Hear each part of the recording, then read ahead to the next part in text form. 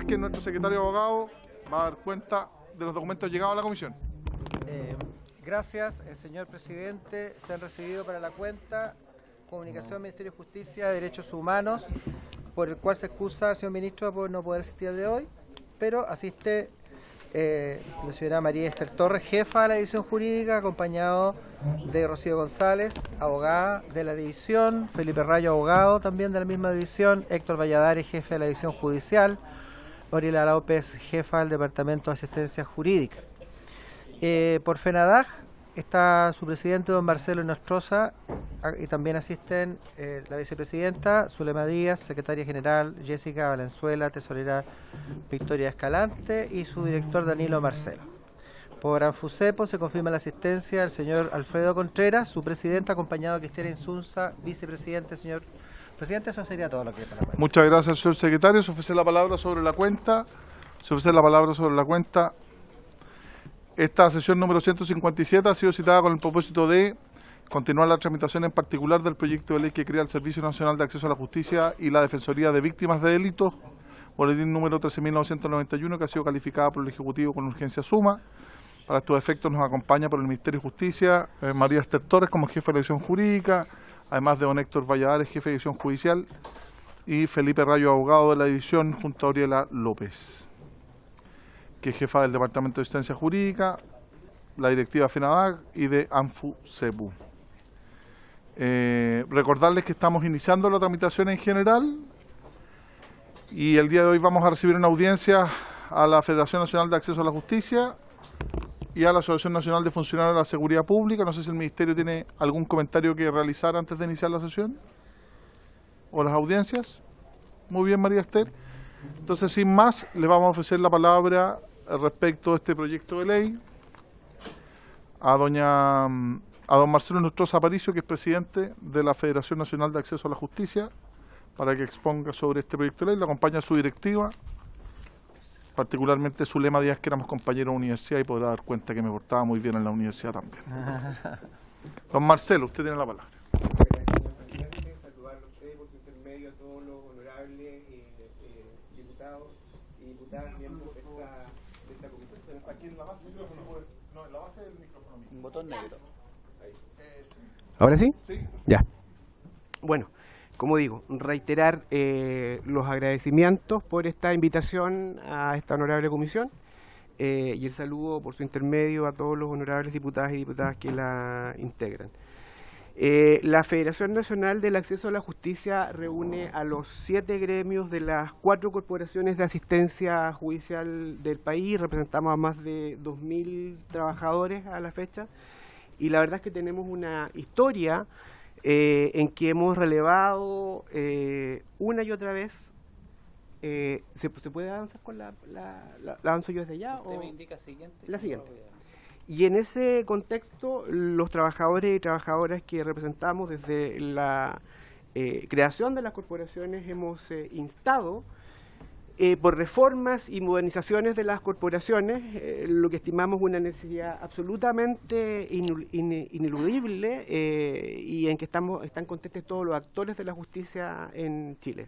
Eso, como digo, lo hemos relevado en todas las instancias pertinentes, porque creemos que es una reforma absolutamente necesaria para tener una justicia que de verdad llegue a quienes son sus reclamantes, sus requirentes en todo el país.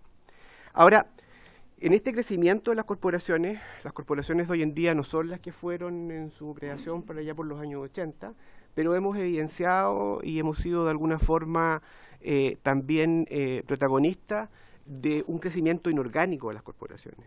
Acusado esto por las coyunturas, se han ido incorporando distintas líneas que lamentablemente generan estándares diferenciados en la prestación del servicio, por un lado, y en las condiciones en que los trabajadores y trabajadoras deben cumplir con su rol. Quiero dar como ejemplo el tema de la justicia para niños, niñas y adolescentes, y en ese entendido, valorando los esfuerzos que se han hecho, en la práctica por este rayado de cancha que no es homogéneo para todos, tenemos distintos estándares. Tenemos el estándar la impronta de los PMA, que nosotros estimamos que es el óptimo, una triada, asistente, trabajador social, abogado, y psicólogo. Después tenemos la línea que se creó el año pasado, obedeciendo a un imperativo absolutamente justificado, que es la niñez y la adolescencia se defienden, que conocemos como NAT, trabajadores sociales y abogados. Pero como estas líneas no tienen capacidad para asumir la totalidad de las demandas del Poder Judicial, lo que se entroniza es distintos estándares para esta justicia. El óptimo, el PMA, después el de la niñez, los NAT, y por último los consultorios, que no tienen ni especialización ni las herramientas para poder estudiar este tema. Bueno, eso es un síntesis de lo que ha ocurrido con las corporaciones hasta esta fecha. Un servicio que trabaja con más mística que otra cosa, con carencia, la verdad es que es casi majadero decirlo, pero eso es parte de la realidad. Ahora, en el actual proyecto, ¿qué es lo que nos preocupa?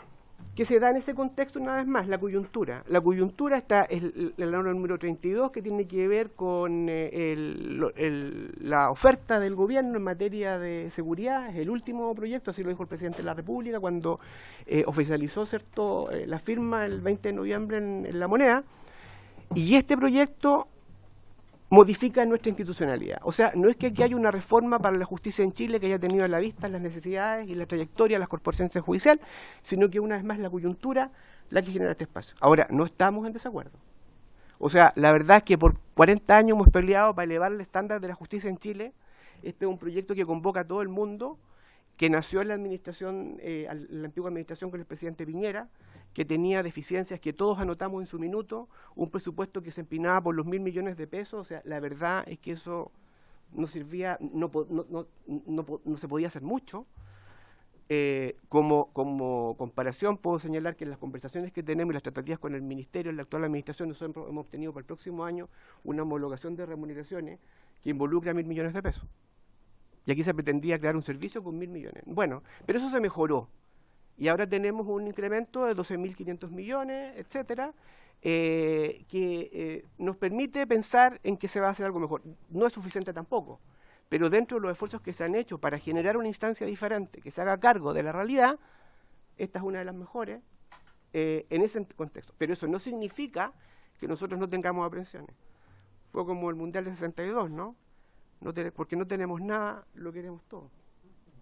Pero no es por nosotros. Aquí hay una mística tremenda de los trabajadores que han subvencionado con su esfuerzo y con su compromiso la gestión de las corporaciones. Porque nosotros somos el mayor operador de la justicia en Chile. No hay otro mayor que nosotros. Y porque en esa operación somos los más eficaces y los más eficientes y podemos demostrarlo. Y lo hacemos con poco, pero con mucho corazón. ¿Podemos seguir a la siguiente lámina? Ahora, ¿cuáles son las expectativas? Bueno, entendemos que la reforma es una necesidad, es la siguiente. Perdón, yo estoy mal acá. Ya. Un Servicio Nacional de Acceso a la Justicia que brinde soluciones definitivas a las actuales falencias. Igualdad de armas y medios para todos los ámbitos en que actuamos como operadores de la justicia. Civil, familia, laboral, mediación, el derecho del consumidor, los migrantes, etcétera. Son muchas las líneas. ¿Y eso en qué se traduce? La verdad es que es lo mínimo. Mejora en infraestructura, homologación de remuneraciones, jornadas completas, carrera funcionaria, profesionalización del servicio, un sistema de remuneraciones propio que reconozca y respete los acuerdos alcanzados por los trabajadores y la autoridad, participación de los trabajadores en la definición de los elementos técnicos de las distintas líneas de la oferta de servicios y un Estado que asuma en forma íntegra la prestación de servicios. Esos son los titulares. La próxima, por favor. Ahora, ¿cómo atendemos esta expectativa? En materia de remuneraciones está esto regulado en el artículo 11, lo que nos remite, ¿cierto?, al artículo 9 del Decreto Ley 1953 del 77, de tal forma que en ese ámbito se debieran fijar las remuneraciones de los trabajadores, pero las remuneraciones de los trabajadores de las corporaciones tienen ciertas particulares bien precisas que dan cuenta de la negociación y del trabajo de los trabajadores y sus representantes a lo largo de los años. Por lo tanto, creemos que esas particularidades deben ser recogidas, porque también, como dice la norma, en los artículos transitorios, una de las premisas es que se respete la condición de los trabajadores y que no haya desmedro en sus remuneraciones. Es una cuestión que podemos especificar, que hemos conversado con el Ejecutivo y que haya cierto avance en la materia, pero creemos que debe incorporarse. Y en lo que se refiere a la homologación de sueldo y jornada completas, porque eso es lo mínimo para un servicio público de verdad, La misma remisión del artículo 11 al 9 del Decreto de Ley 1953, que se vincula por esa misma mención con el artículo 3º del DL 249/73, establece la necesidad de concretar, esto es derecho positivo vigente, de concretar los siguientes objetivos. A, en la letra A del artículo referido, terminar con las diferencias que se anotan en las remuneraciones pagadas al personal que desempeña un mismo cargo, oficio o profesión en las distintas instituciones del sector público, y en la letra E, uniformar la jornada de trabajo y algunos de los aspectos más distorsionados en materia personal. No vemos la dificultad para que, estando esto en el texto de la ley, avancemos de forma más explícita en avanzar en ese camino. La próxima. Ahora, ¿qué otras cuestiones nos interesan y vemos en el proyecto en términos generales respecto de las deficiencias que anotamos como estos 4 servicios? Primero, la obligación de generar un plan nacional de infraestructura. Queremos elevar el piso. Y lo que ha ocurrido, tal como señalaba yo al principio, es que se van creando distintas líneas que tienen parámetros, estándares diferentes, con los que, de tal forma que van quedando atrás líneas tradicionales que no pueden ofrecer las mismas condiciones para atender a la misma población que requiere y exige la misma dignidad que todos los habitantes de este país deben obtener. Entonces pedimos eso, que se genere dentro de las obligaciones, pues en el artículo 6, que está referido a las funciones y atribuciones del director o director nacional, que se genere un plan nacional de infraestructura de forma tal que, con criterio de realidad en el tiempo, no pedimos esto para inmediatamente, pero que haya una señal para que podamos ir emparejando la cancha y avanzar en dignidad para nuestros usuarios. Otro punto, la profesionalización del servicio. El artículo 19, en el título de la profesionalización de los prestadores del servicio, establece claramente esta pretensión. Pero aquí chocamos con la dura realidad. Lo cierto es que las prácticas profesionales de los egresados y licenciados en Derecho constituye más o menos 1/3 de la fuerza laboral de las corporaciones. Esto es particularmente sensible en líneas como familia y derecho civil. ¿Pero qué conlleva esto? Que usted tiene de nuevo estándares distintos, porque si queremos avanzar en la profesionalización, idealmente todos quienes laboramos en la corporación o este nuevo servicio debiéramos ser profesionales, porque eso es lo que merece la gente. Aquí usted tiene la realidad de que un postulante está 6 meses y que las personas tienen que estar contando su historia de una otra vez y que no hay una hilación concreta, ¿cierto?, en ese tema. Por lo tanto, lo ideal sería eso. Ahora, criterio de realidad, entendemos que generar una opción completamente profesionalizada es difícil, es compleja, requeriría una cantidad inmensa de recursos, pero nosotros ofrecemos una opción en torno a eso, y es que se modifique el artículo 523 del Código Orgánico de Tribunales, que establece la obligación de la práctica profesional para acceder al título profesional de abogado, estableciendo los requisitos, y que se eleve el estándar, que quienes hagan la práctica sean licenciados, no egresados de Derecho, porque es tremendamente distinta la preparación y el conocimiento de conjunto que se tiene sobre las materias que se van a aplicar cuando uno ya ha estudiado para el examen de grado. Los abogados sabemos eso. Y eso sería una pequeña diferencia que haría el trabajo de los profesionales en la corporación mucho más desahogada. Es terrible en algunas oportunidades. Y por otro lado, significaría también profesionalizar, avanzar en algo que es posible respecto del servicio, modificar el 523. Otra cosa que también parece interesante, por aparecer un detalle, pero desde el punto de vista de los principios relevantes, es el principio de gratuidad. En el derecho moderno, ¿cierto?, y en el derecho moderno para gente vulnerable, el principio de gratuidad es fundamental. Pero resulta que aquí hay un resabio, que es lo que nosotros en las corporaciones conocemos como el diezmo. ¿Y qué era esto? Una norma que está en el artículo 594 del Código Orgánico de Tribunales, que establece que el litigante pobre ganancioso debe pagar el 10% de lo que obtenga en juicio. Lo cierto es que eso no se aplica. Ahí hay una forma de derogación del derecho que los abogados recordarán que se llama desuetudo, que es cuando no se aplica en la práctica una norma. Y esto no se aplica, pero el nuevo proyecto, en esta indicación, lo mantiene en la letra 14, letra G. Nosotros pedimos que eso se elimine, porque también sería avanzar en el principio de gratuidad, que ya está presente en materia laboral, artículo 431, en materia de familia, en materia penal, etcétera. La siguiente.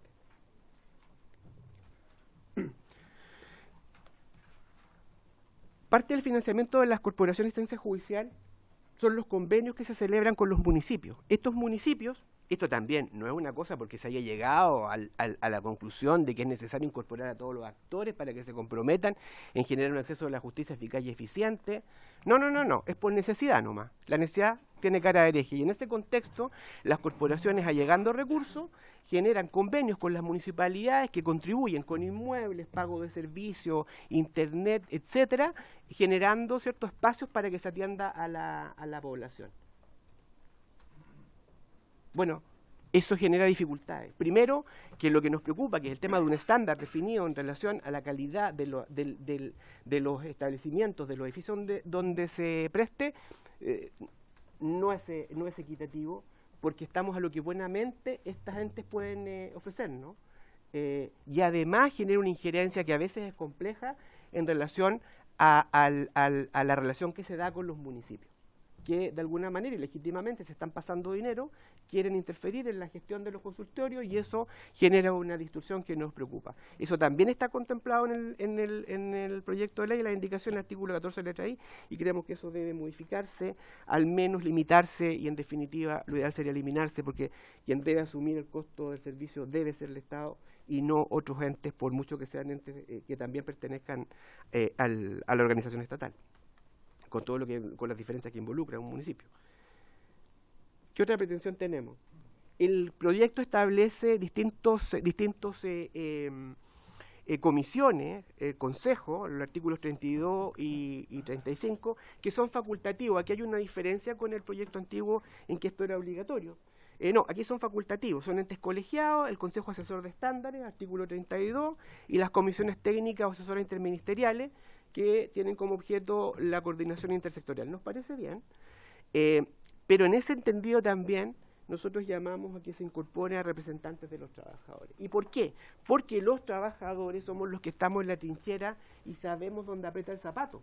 Y en esa lógica, el aporte nuestro es aterrizar estos debates, ¿cierto?, poniendo el acento en las cuestiones que son parte de la realidad, de forma tal que podamos alimentar esta discusión y contribuir a las indicaciones o sugerencias que dé el resultado. O sea, aterrizar la gestión.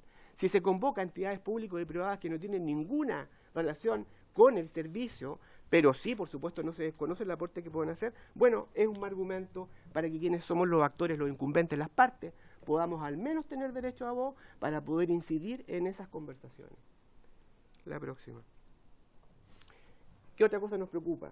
La dotación de la Defensoría de Víctimas. Nosotros creemos que el Estado debe asumir lo que es la Defensoría de las Víctimas. Esto es una necesidad desde que se modificó el sistema procesal penal.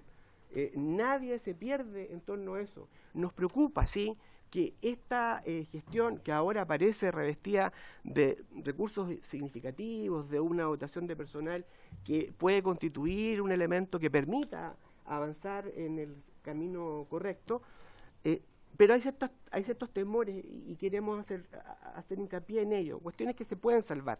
El proyecto, el informe financiero, contempla la incorporación, la contratación, la suma de 741 profesionales de atención directa. Estos se descomponen en 283 que son provenientes de los CAVI, que son nuestros centros de atención de víctimas, y también de los PAP, que son sus homólogos, ¿cierto?, del Ministerio del Interior. 741. Pero estos equipos de trabajo requieren un soporte administrativo y técnico. Y no se vislumbra en el informe financiero recursos para contratar a este soporte. Entonces, podemos estar equivocados, ojalá.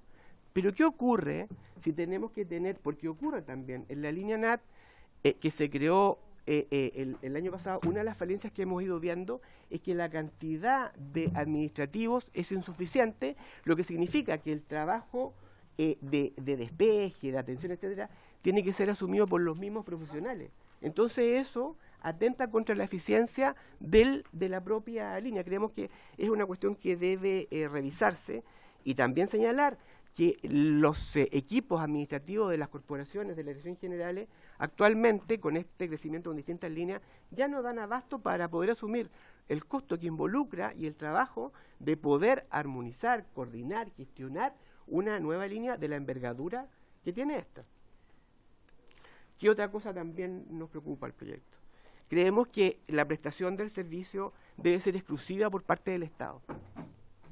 Y ahí no nos perdemos, particularmente por lo que significa el usuario al que llegamos, las condiciones en las que están, el ámbito territorial. Nosotros somos el segundo servicio con mayor presencia en Chile después del registro civil. La diferencia con el registro civil es que usted va a una oficina de registro civil en cualquier parte y obtiene todos los servicios. Acá no, algunas. Lo ideal sería que fuera de esa manera, pero somos el segundo servicio con mayor cobertura territorial en el país. El artículo segundo señala, en su inciso final, el servicio en cumplimiento de su objeto proveerá las prestaciones correspondientes, otorgando oferta pública en todas las regiones del país directamente. Excepcionalmente, podrá proveer tales prestaciones a través de terceros en aquellos casos en que la ley así lo disponga expresamente. Nos complica, porque puede abrir la puerta a la externalización y por las particularidades de este servicio, eso creemos que sería un error. La siguiente, por favor. Hay otras cuestiones, creo que esa es la anterior, perdón. Falta una, y esa es la última. Ahí. Hay también una norma, el artículo 19 en las disposiciones transitorias que acota, y leo textual, desde la publicación de esta ley hasta el traspaso definitivo de las corporaciones de ciencia judicial al nuevo servicio, de conformidad con lo previsto en el artículo 1 transitorio, estas requieren autorización previa de la Subsecretaría de Justicia para materializar contrataciones de nuevo personal cuando se prueban cargos o cupos vacantes, así como también modificaciones a los contratos vigentes. Nos preocupa la operatividad de esta norma. En los hechos, la necesidad de efectuar contrataciones para proveer vacancias es una realidad del día a día. Entonces esto requiere un procedimiento expedito, rápido, célere, que asegure la continuidad en la prestación de servicio. Quiero dar como ejemplo lo que ocurre, esto es una situación anómala, ¿no? Pero esto es lo que ocurre en la Corporación de Ciencia Judicial del Biobío. Ustedes sabían que cerca del 10% de la planta de la Corporación de Ciencia Judicial del Biobío está vacante, que no se ha llamado a concurso y que se ha tratado de avanzar en eso. El 10%. ¿Puede funcionar un servicio así? Es un tema de eficiencia, ¿cierto? Pero ¿qué va a pasar si esa realidad o algo similar se da con las vacancias? ¿O qué significa que tiene que ser autorizado por la Subsecretaría? ¿Van a estar los mecanismos para que esto de verdad sea eficaz y eficiente? Creemos que eso también hay que revisarlo, porque eso tiene que ver con la prestación del servicio, con aterrizarlo. Tienen que ser decisiones rápidas. Hay fórmulas, delegaciones, etcétera. Otra norma que también nos preocupa y tiene que ver con algo propio es el régimen que arreglará la vigencia de las asociaciones de funcionarios. Hay conversaciones con el Ejecutivo y tenemos ya cierto acuerdo en torno a esto, pero queremos poner el acento en esto. Tiene que figurar, establecerse una norma que incorpore la participación y asegure la participación de los gremios en esta organización de forma tal que se cautele la operatividad de la asociación. Aquí se pueden seguir distintos ejemplos que se han dado, pero eso debe respetar la autonomía sindical. En el proyecto anterior había una norma que nosotros consensuamos con el gobierno pasado y se eliminó el proyecto. Había una norma similar y también hablamos con el Ejecutivo y se eliminó, pero hay que generar una norma que cautele la necesidad imperiosa de que las asociaciones nos mantengamos mientras no esté completamente en forma implementado el nuevo Servicio Nacional de Acceso a la Justicia. Creo que hay voluntad para eso. Y por la última nómina, la penúltima, el traspaso de los trabajadores. También es una cuestión que nos da cierta tranquilidad. Los artículos 8 y 11 transitorio establecen que el traspaso, ¿cierto?, al nuevo servicio, que la creación del nuevo servicio no podrá tener como consecuencia ni podrá ser considerado como causal de término de servicios, ese función o término de relación laboral, y que no podrá significar pérdida de empleo, disminución de remuneraciones, modificación de derechos previsionales, y tampoco podrá importar cambio de la reincidencia habitual de los funcionarios o trabajadores fuera de las regiones que estén prestando servicios, salvo con su consentimiento. Valoramos la inclusión de estas menciones, nos dan cierta tranquilidad, la estabilidad de los trabajadores, la experiencia, la expertise y el compromiso con que se ha elaborado en las condiciones que todos conocemos es un tema que debe ser valorado, pero también en ese sentido hay que extremar los esfuerzos de forma tal que la reconversión eventualmente de algunos de estos trabajadores a la nueva institucionalidad cuente con todos los esfuerzos para ello, porque en algunos casos, por cuestiones lógicas, van a tener que asumirse ciertas condiciones disímiles a las que impera hoy en relación a la naturaleza de sus servicios y sus labores. La última. Pero aún así existe preocupación por aquellos casos en que esta adaptación no sea posible difícil o simplemente inviable. Eso es parte de la realidad, puede darse.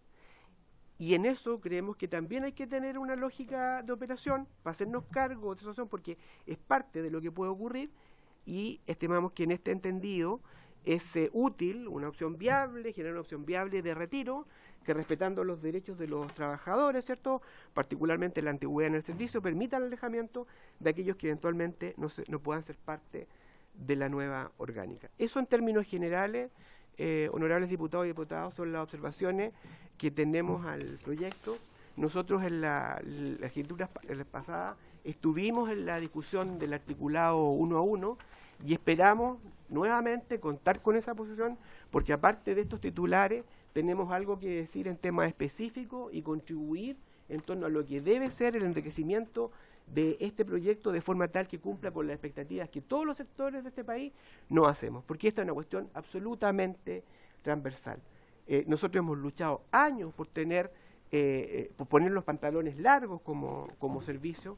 Entendemos la necesidad que hay de generar la Defensoría de Víctimas, pero vemos esto como una oportunidad para poder de verdad asumir con solvencia lo que significa un Servicio Nacional de Acceso a la Justicia que dé la talla. Y como decía al principio, las únicas aprensiones que tenemos es que este crecimiento sea, como dijo un distinguido presidente, un crecimiento con equidad. O sea, que vayamos todos con esto, que no solo se entronice la nueva Defensoría de Víctimas y que sigamos manteniendo estándares que no se correspondan con esa nueva calidad en las prestaciones y en el servicio. No lo pedimos para al tiro, llevamos 40 años esperando, podemos poner un tiempo más, pero sí queremos señales de que hay una solución definitiva que en el corto, en el mediano plazo, de verdad genere una homologación en la prestación del servicio, en el trato de los trabajadores y en que podamos obtener todas aquellas cuestiones que son propias de un servicio público y de los servicios públicos que operan en nuestro país. No se justifica que seamos funcionarios de segundo orden o que tengamos menos herramientas que el resto de los trabajadores y trabajadoras del sector público para asumir la delicada labor que nos compete. Muchas gracias, señor presidente. Le agradecemos a usted, don Marcelo, en representación de la Federación Nacional de Acceso a la Justicia. Se ofrece la palabra. Yo quisiera plantear... disculpe, diputado Sánchez. Muchas gracias, presidente. Solo agradecer por su intermedio la exposición de la FENADAG. Y quiero aprovechar de destacar una de tantas cosas que habían señalado recién que me parece muy relevante. Y yo creo que todos quienes somos abogados aquí, dado que vivimos la experiencia, podemos compartir un poco de eso. Creo que sería una buena idea esto de la modificación del artículo 523 del Código Orgánico de Tribunales para que la práctica, cuando se hace la práctica de la Corporación de Asistencia Judicial, estas deban hacerlas quienes ya se encuentran licenciados, o sea, quienes ya pasaron el examen de grado. Creo que sería al menos una solución intermedia, podríamos decir, para garantizar un buen servicio y para asegurar en el fondo que quienes actúen en el ejercicio de esas funciones tengan al menos las competencias mínimas. Muchas gracias. Muchas gracias, diputado Sánchez. Oye, yo solo plantear...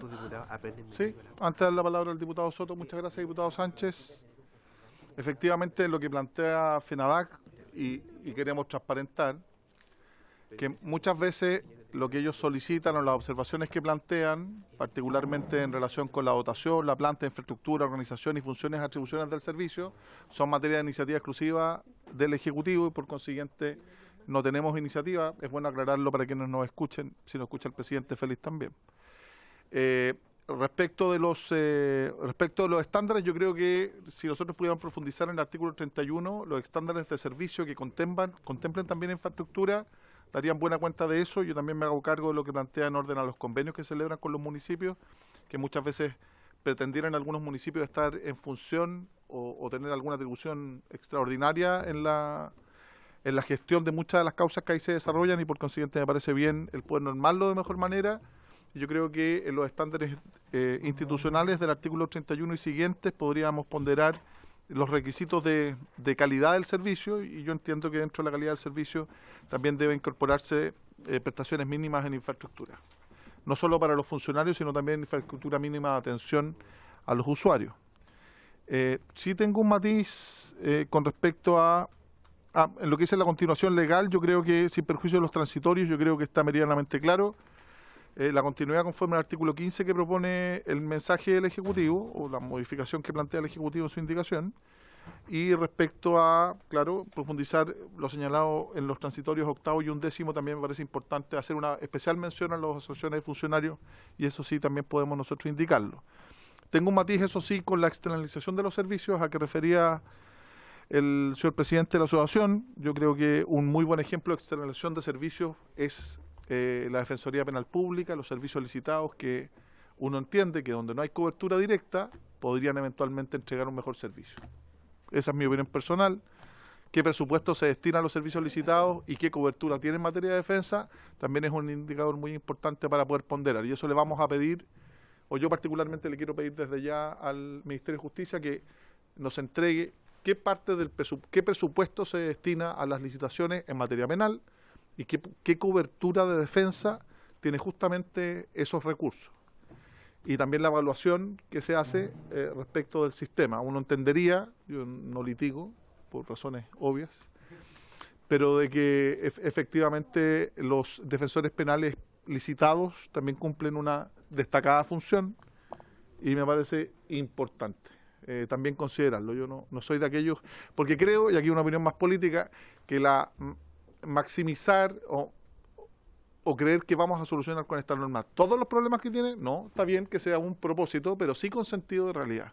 Y obviamente la cobertura que uno puede tener en los distintos las 345 comunas del país, o 46, es imposible, y en algunos donde es más intensa la solicitud, por ejemplo, en materia de alimentos, que se recurre mucho, en materia de familia particularmente, obviamente también explorar, y eso le pido al Ministerio que evalúe, justamente cómo se puede proceder para dar una mejor cobertura y servicio de manera complementaria a lo que prioritariamente realiza el Servicio de Acceso a la Justicia a través de licitaciones, que creo yo, es mi opinión personal, que en materia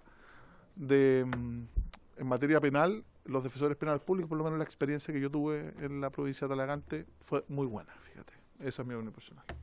Ofrezco la palabra, se ofrece la palabra, diputado Soto. Presidente, bueno, agradecer la presentación que ha hecho la directiva que representa la FENADAG, la Federación Nacional de Funcionarios de las Corporaciones de Asistencia Judicial. Hace tiempo que son clientes frecuentes de esta comisión, de cuando tuvieron problemas graves para poder percibir lo que eran las metas de gestión, por razones no imputables a ellos, sino más bien a los que dirigían las macrozonas en ese tiempo. Y tenemos un historial también en relación a la tramitación de este mismo proyecto. Yo me encuentro de los que estaban en desacuerdo estaba de acuerdo con la idea de una defensoría de víctimas, pero en desacuerdo con la manera en que lo planteó el gobierno anterior, básicamente en términos presupuestarios. Y esa es la gran diferencia en la propuesta que hace este gobierno y el gobierno anterior. El gobierno anterior o este gobierno tiene una propuesta de una inversión presupuestaria de 12 veces más que lo que proponía el gobierno anterior. Los anteriores eran básicamente por lo que recuerdo, 1.000 millones al año, que desglosados eran como 80 millones de pesos mensuales, que alcanzaba para pagar la planta directiva, secretaria y el arriendo de edificio, y nada más. Es decir, era una oferta engañosa, era casi publicidad engañosa, porque prometía una defensoría de víctimas, pero era lo mismo que había con nuevos jefes y en nuevos edificios. Esto la propuesta que hay hoy día avanza sustantivamente en una mejoría de la propuesta. Básicamente resuelve algunos problemas que tenía la CAJ y tiene todo el sistema, particularmente los de homologación de remuneración y jornada, que yo creo que es muy positivo para todos, porque todo este servicio, este nuevo servicio y el antiguo, se basa en un derecho constitucional de las personas, que es el derecho a la defensa jurídica. Y la verdad es que el estándar que le entrega al Estado hasta ahora es bastante precario y deplorable. Y esperamos que con la tramitación de este proyecto, no tan solo los funcionarios que están en este servicio tengan tratamiento de dignidad, sino que sobre todo los operadores del sistema y también los clientes del sistema. Millones de chilenos que no tienen alternativa de pagarse una defensa judicial y que en este caso puedan tener una cobertura con estándares efectivos y dignos. Esa es la aspiración, por lo menos, de mi parte y de muchos aquí en la comisión. Una consulta respecto de la homologación de los sueldos, remuneraciones y jornadas, que es una ventaja que tiene este proyecto de ley que lo intenta resolver, que tiene que ver con que producto de este crecimiento inorgánico existen muchos profesionales que cumplen la misma función en distintos lugares, pero tienen remuneraciones distintas. Así es. El proyecto la homologa y establece un estándar común, pero mi preocupación va en relación a que la mitad de los integrantes de esta defensoría son de las CAG y la otra mitad aproximadamente son de los programas de la Subsecretaría de Prevención del Delito de Interior, que también tienen remuneraciones distintas a las de ustedes. Quiero saber, y ahí yo creo que más bien la pregunta de justicia, o también a la FENADAG, si lo discutieron en el trabajo prelegislativo, ¿qué sucede con todos? Espero que ninguno retroceda en cuanto a las remuneraciones para igualarse al resto. Pero claramente, por lo que yo entiendo, las remuneraciones del PAV, del Programa de Acceso a Víctimas de Interior, en general tenían remuneraciones más altas que la CAG. Me puedo equivocar, pero me entiende la idea. Yo quiero saber cómo opera la homologación, no tan solo en la CAG, sino que también en el PAV. Que nadie retroceda sus derechos es nuestra idea, pero quiero saber cómo lo resolvieron. Diputado Soto, se ofrece la palabra. Entonces, terminando la ronda de preguntas, no sé si la FENADAC tiene el derecho ahí a hacer una réplica y el Ministerio de Justicia también. Presidente, lo que señalaba el diputado Soto, hay una norma expresa que señala que el cambio para todos los trabajadores no puede significar desmedro ningún tipo de sus remuneraciones. Súper. Por lo tanto, aplicando ese principio, cualquier situación es válida, porque en ese evento, si las remuneraciones son mayores, debieran mantenerse, ¿cierto? Sí. Pero si las remuneraciones son menores y van a realizar las mismas funciones, entonces caemos en el mismo problema que tenemos de la homologación. Por eso es que es tan relevante que el nuevo servicio asuma como una política pública de la institucionalidad el homologar las remuneraciones de los trabajadores. Ahora, ese es un tema pendiente y por eso es que a nosotros nos preocupa tanto que se explicite en términos clarísimos que esta va a ser una obligación del nuevo servicio. No decimos que sea inmediato porque ya hemos esperado 40 años, pero que tengamos la señal clara de que aquí vamos a asumir eso, lógico, que hay una convergencia. Lo que pasa es, creyendo no pretendo interpretar al diputado Soto, está bien que todos se nivelen, pero a lo mejor, yo desconozco la realidad, pero tal vez exista algún programa específico que esté, entre comillas, sobre remunerado en función de lo que tienen otros profesionales que realizan la misma función. Entonces, ¿cómo se resuelve ese problema? Porque muchas veces la forma de poder remunerar o realizar la contraprestación muchas veces está supeditado a mayor discrecionalidad, por ejemplo, en un programa, que efectivamente alguien que tiene alguna carrera en una corporación de asistencia judicial. Hoy, terminando este tema, yo quisiera eso. No quiero perder, eso sí, y yo agradezco de todas maneras la participación de los gremios. Ahora le va a corresponder intervenir a Anfusepu. Alfredo nos acompaña, que es su presidente. Pero independiente, o sea, esto es importantísimo y trascendente, o sea, los funcionarios que van a acceder al servicio. Pero no podemos perder de vista cuál es el objetivo también del proyecto. Que efectivamente, y es mi opinión, el proyecto, y lo anticipo, mucho, sobre todo el artículo 19, lo remite al reglamento, démosle una buena tramitación, pero lo que nosotros buscamos es que en algún tipo de delitos, y eso estamos buscando, no solo regularizar las corporaciones de asistencia judicial, no pasarlas de este ente privado a un ente netamente público, sino que lo que buscamos es que también las víctimas de ciertos delitos tengan derecho a una representación letrada en el tribunal. Entonces, yo quiero también plantearle eso al Ejecutivo, que está bien, este es un problema fundamental, porque quien desarrolla esta función, el acompañamiento, el apoyo psicosocial, son los funcionarios de esta institución, pero lo que no podemos perder de vista, que uno de los objetivos centrales del proyecto, es que efectivamente haya defensa letrada defendiendo los intereses de la víctima en un proceso penal en particular. Muchas gracias. Le ofrezco a continuación entonces la palabra al señor presidente.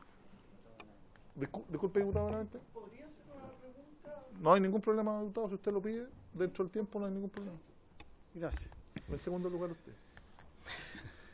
Solo quería, en relación a la exposición y a lo que dice aquí en la minuta que nos acompañaron, ¿a ustedes les preocupa que los servicios se puedan externalizar? Y señalan que esta externalización no la comparten porque la naturaleza del servicio y las particularidades de su implementación no hacen aconsejable abrirse a esta opción. Pero retomo un poco lo que decía el presidente. A mí me parece que la licitación de las defensas no han dado mal. Y me gustaría preguntarles por qué la naturaleza del servicio, qué tiene de particular el servicio que no haga aconsejable su externalización. Vuelvo a decir, la licitación de la Defensoría no han dado mal. También son mecanismos que también permiten ir evaluando estadísticamente si se logran o no los resultados, a veces, no siempre, pero a veces de mucho mejor manera que de una planta fija. Entonces, la verdad es que me gustaría, si pudiese precisar esta afirmación. Encantado, diputado, encantado. Muchas gracias, diputado, nuevamente, señor presidente, don Marcelo. Le voy a contestar con una pregunta. Cuando algo está funcionando bien, con precariedad de medios, ¿se justifica cambiarlo? Cuando es eficiente y eficaz, cuando los índices de favorabilidad de la sentencia y cuando la cobertura territorial se logra, ¿por qué innovar en algo que funciona? ¿Por qué incorporar esta idea que parece novedosa y que pudiera ser atractiva cuando tenemos un servicio que ha hecho la pega durante 40 años? ¿Por qué no destinar los recursos que estén disponibles a mejorar lo que tenemos? Porque la verdad es que, digámoslo, nosotros hacemos la pega, la hacemos bastante bien. Bastante bien. O sea, nuestros profesionales en las distintas áreas son referentes. Absolutamente referentes. Ahora, quiero entrar en otro tema y aprovechar la instancia. Nos parece perfecto que se eleven los estándares, porque nuestra gente está preparada para eso y para mucho más.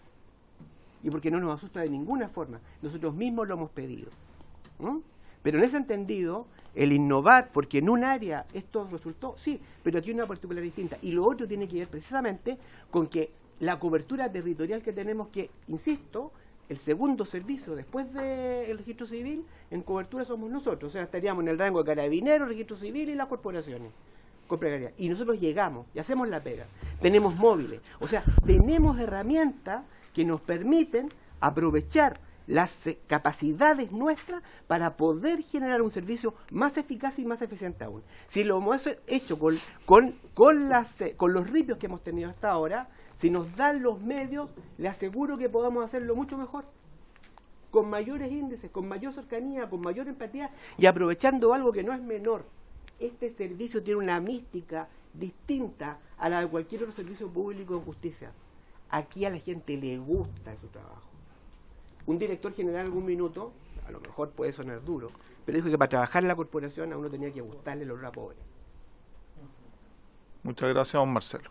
Yo solo quería precisar que obviamente la intervención no es solo una defensa gremial de sus asociados, que es muy legítima, pero también uno, y lo que pretendo por lo menos yo, es objetivizar las problemáticas.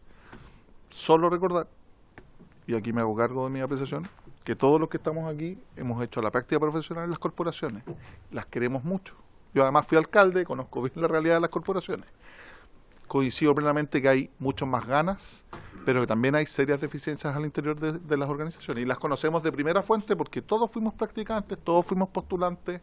Entonces, hay que ponderar, en mi opinión, yo valido y legitimo lo que usted plantea, pues usted es presidente de un gremio y está bien, pero también el sentido de realidad, muchas veces dado por la precariedad de los medios también que se asigna, no nos puede obviar, o puede ser un óbice, para ver distintas alternativas que vamos a analizar dentro del recurso proyecto de ley.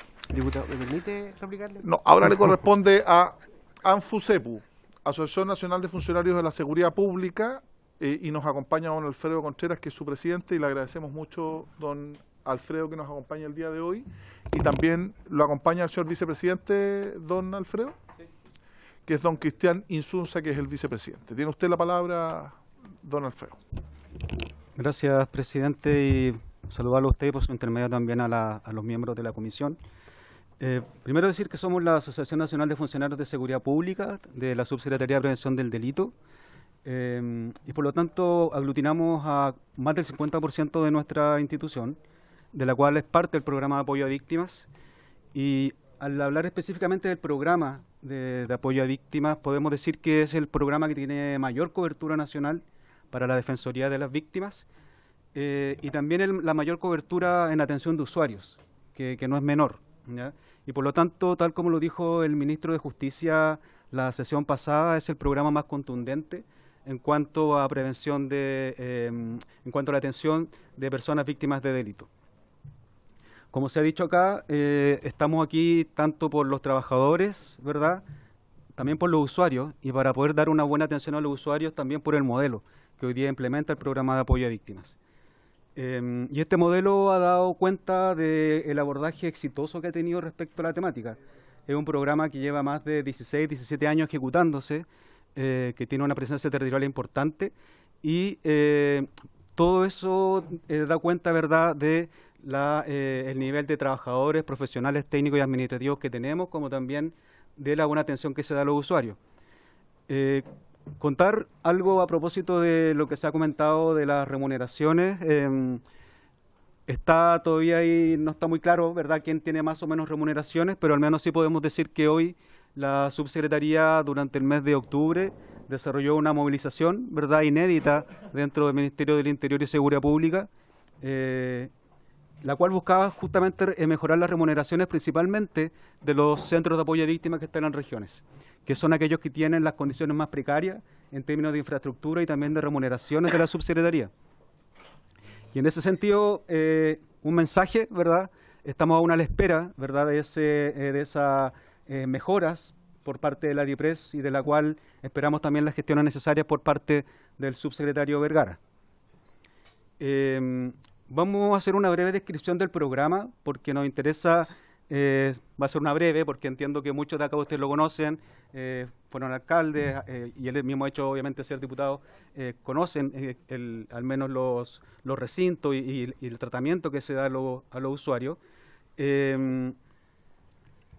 Y no obstante de ello, también vamos a dar cuenta de algunas diferencias respecto de lo que se está presentando en este proyecto de ley, tanto en términos presupuestarios, de funcionarios, como también del modelo que se está proponiendo en este caso. Y aquí, como se ha dicho también, no se trata de resistirse al cambio. Nosotros como asociación en su momento tampoco estuvimos de acuerdo con el proyecto que se presentó anteriormente.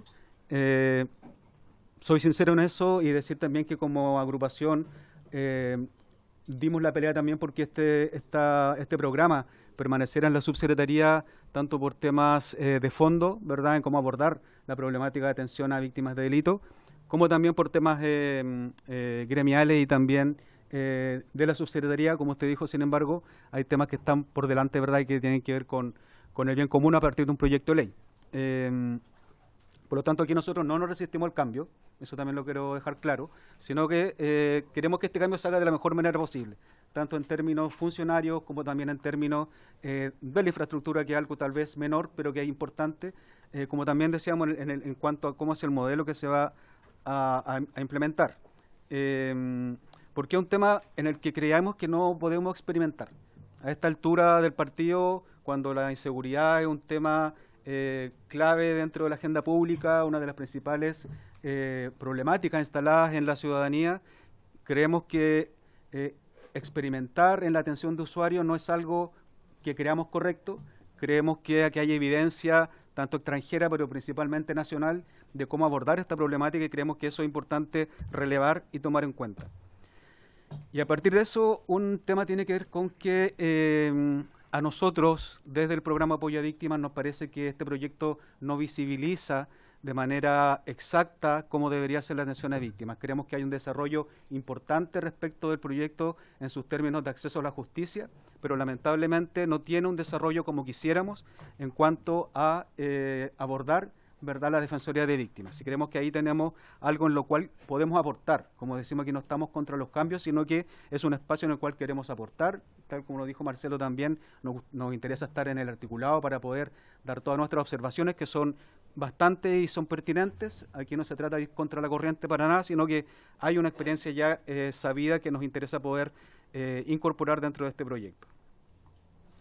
Primero, ¿cuál es el modelo de programa? Como lo vemos ahí, rápidamente, ¿verdad? Tiene tres líneas. Una que tiene que ver con la primera respuesta, que es aquella intervenciones tempranas de orientación, información y primeros auxilios psicológicos que se le da a una persona cuando es víctima de delito. Y ahí tenemos, ¿verdad?, por un lado el servicio de intervención contingente, que es una atención telefónica, pero también, por otro lado, el servicio de casos de conmoción pública, que son aquellos que tienen que acuden, ¿verdad?, a abordar aquellos casos que están sucediendo en el momento.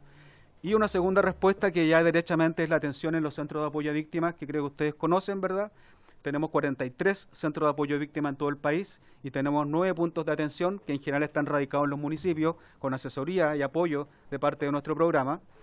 Y son intervenciones que están orientadas a la reparación integral, ¿verdad?, de las consecuencias negativas de la victimización, ¿ya? Y algo que se adicionó hace poco tiempo, justamente subsidiariamente al Ministerio de Justicia, tiene que ver con la ley 21.057, que son las entrevistas investigativas videograbadas, en las cuales nuestro programa también aporta tanto en profesionales como en el proceso de entrevistas e intermediación. Nosotros también, al igual que el Servicio de Acceso a la Justicia, tenemos esta triada, ¿verdad?, que son profesionales del área de la psicología, el trabajo social y abogados, ¿ya? Estamos, como dice ahí, en las 16 regiones del país. Queremos hacer también... la próxima, por favor.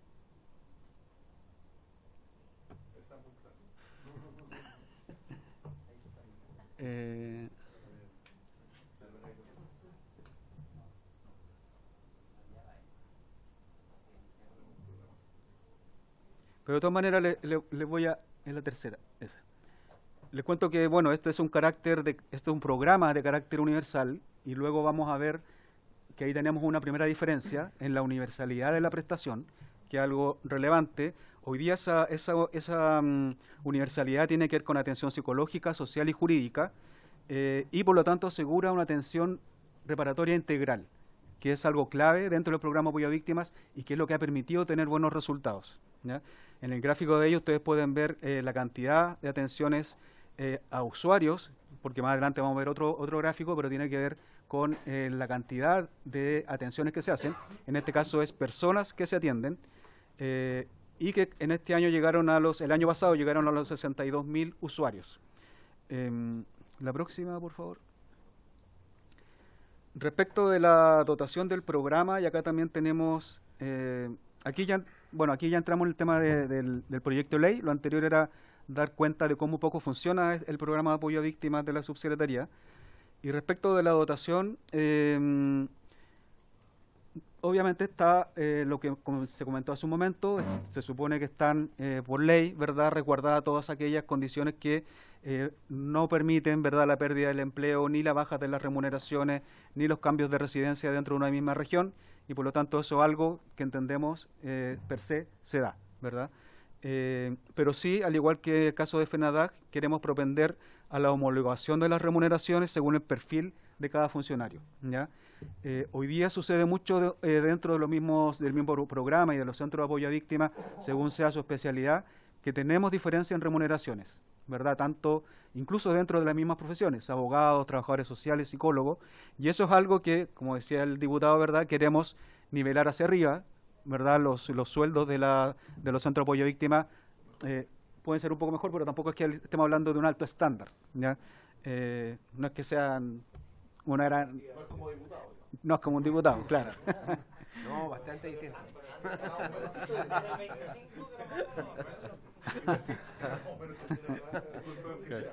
Alfredo. De hecho, los profesionales del programa Apoyo a Víctimas son aquellos que tienen más bajas remuneraciones dentro de la subsecretaría, ¿ya? Ahí está un poco el detalle, ¿verdad? Abogados, psicólogos, trabajadores sociales, que en total como profesionales nos da 185 funcionarios, ¿verdad?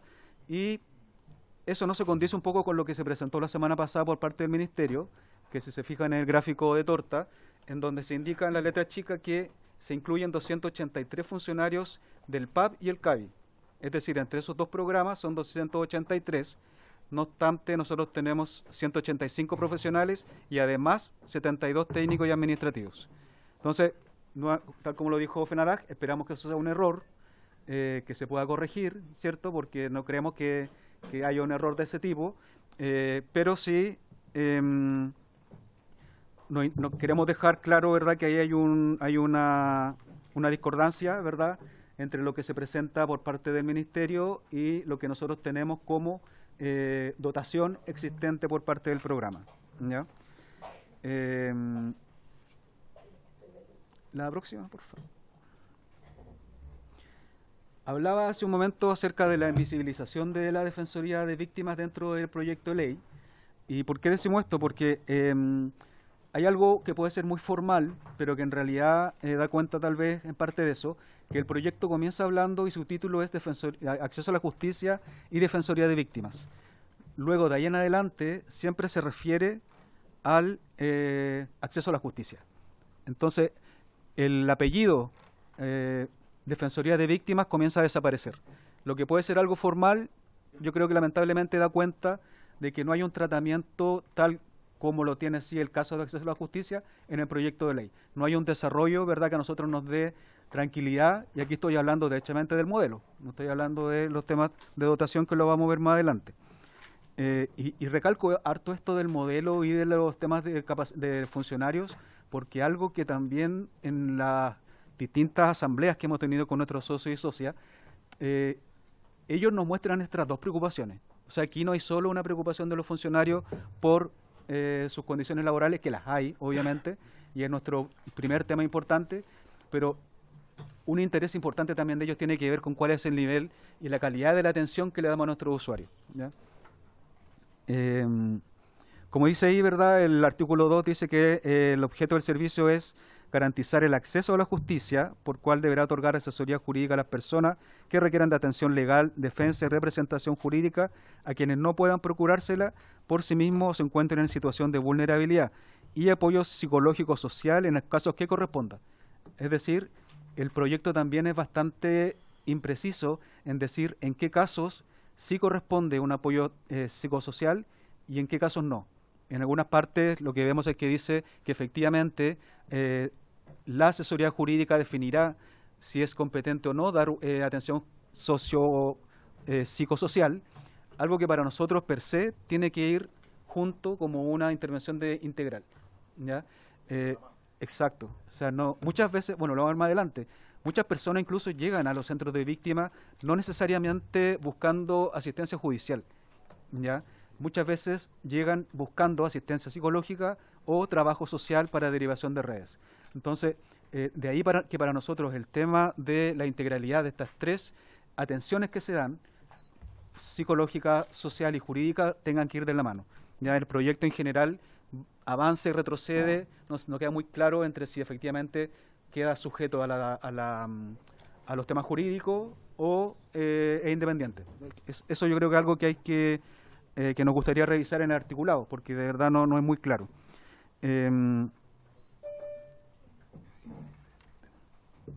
Y lo otro es que, bueno, el proyecto también, ya lo dije, pero lo refuerzo, es que en general se enfoca mayoritariamente en el trabajo que hoy día se desarrolla en acceso a la justicia, no así en el trabajo de cómo se aborda la atención a víctimas de delitos desde el ámbito psicosocial, ¿ya?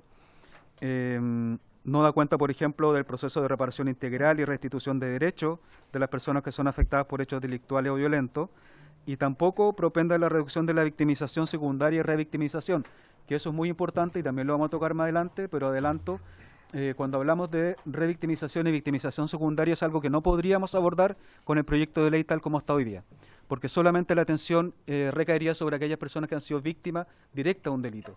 Lo que hoy día el programa de apoyo a víctimas hace es tener una atención mucho más extendida.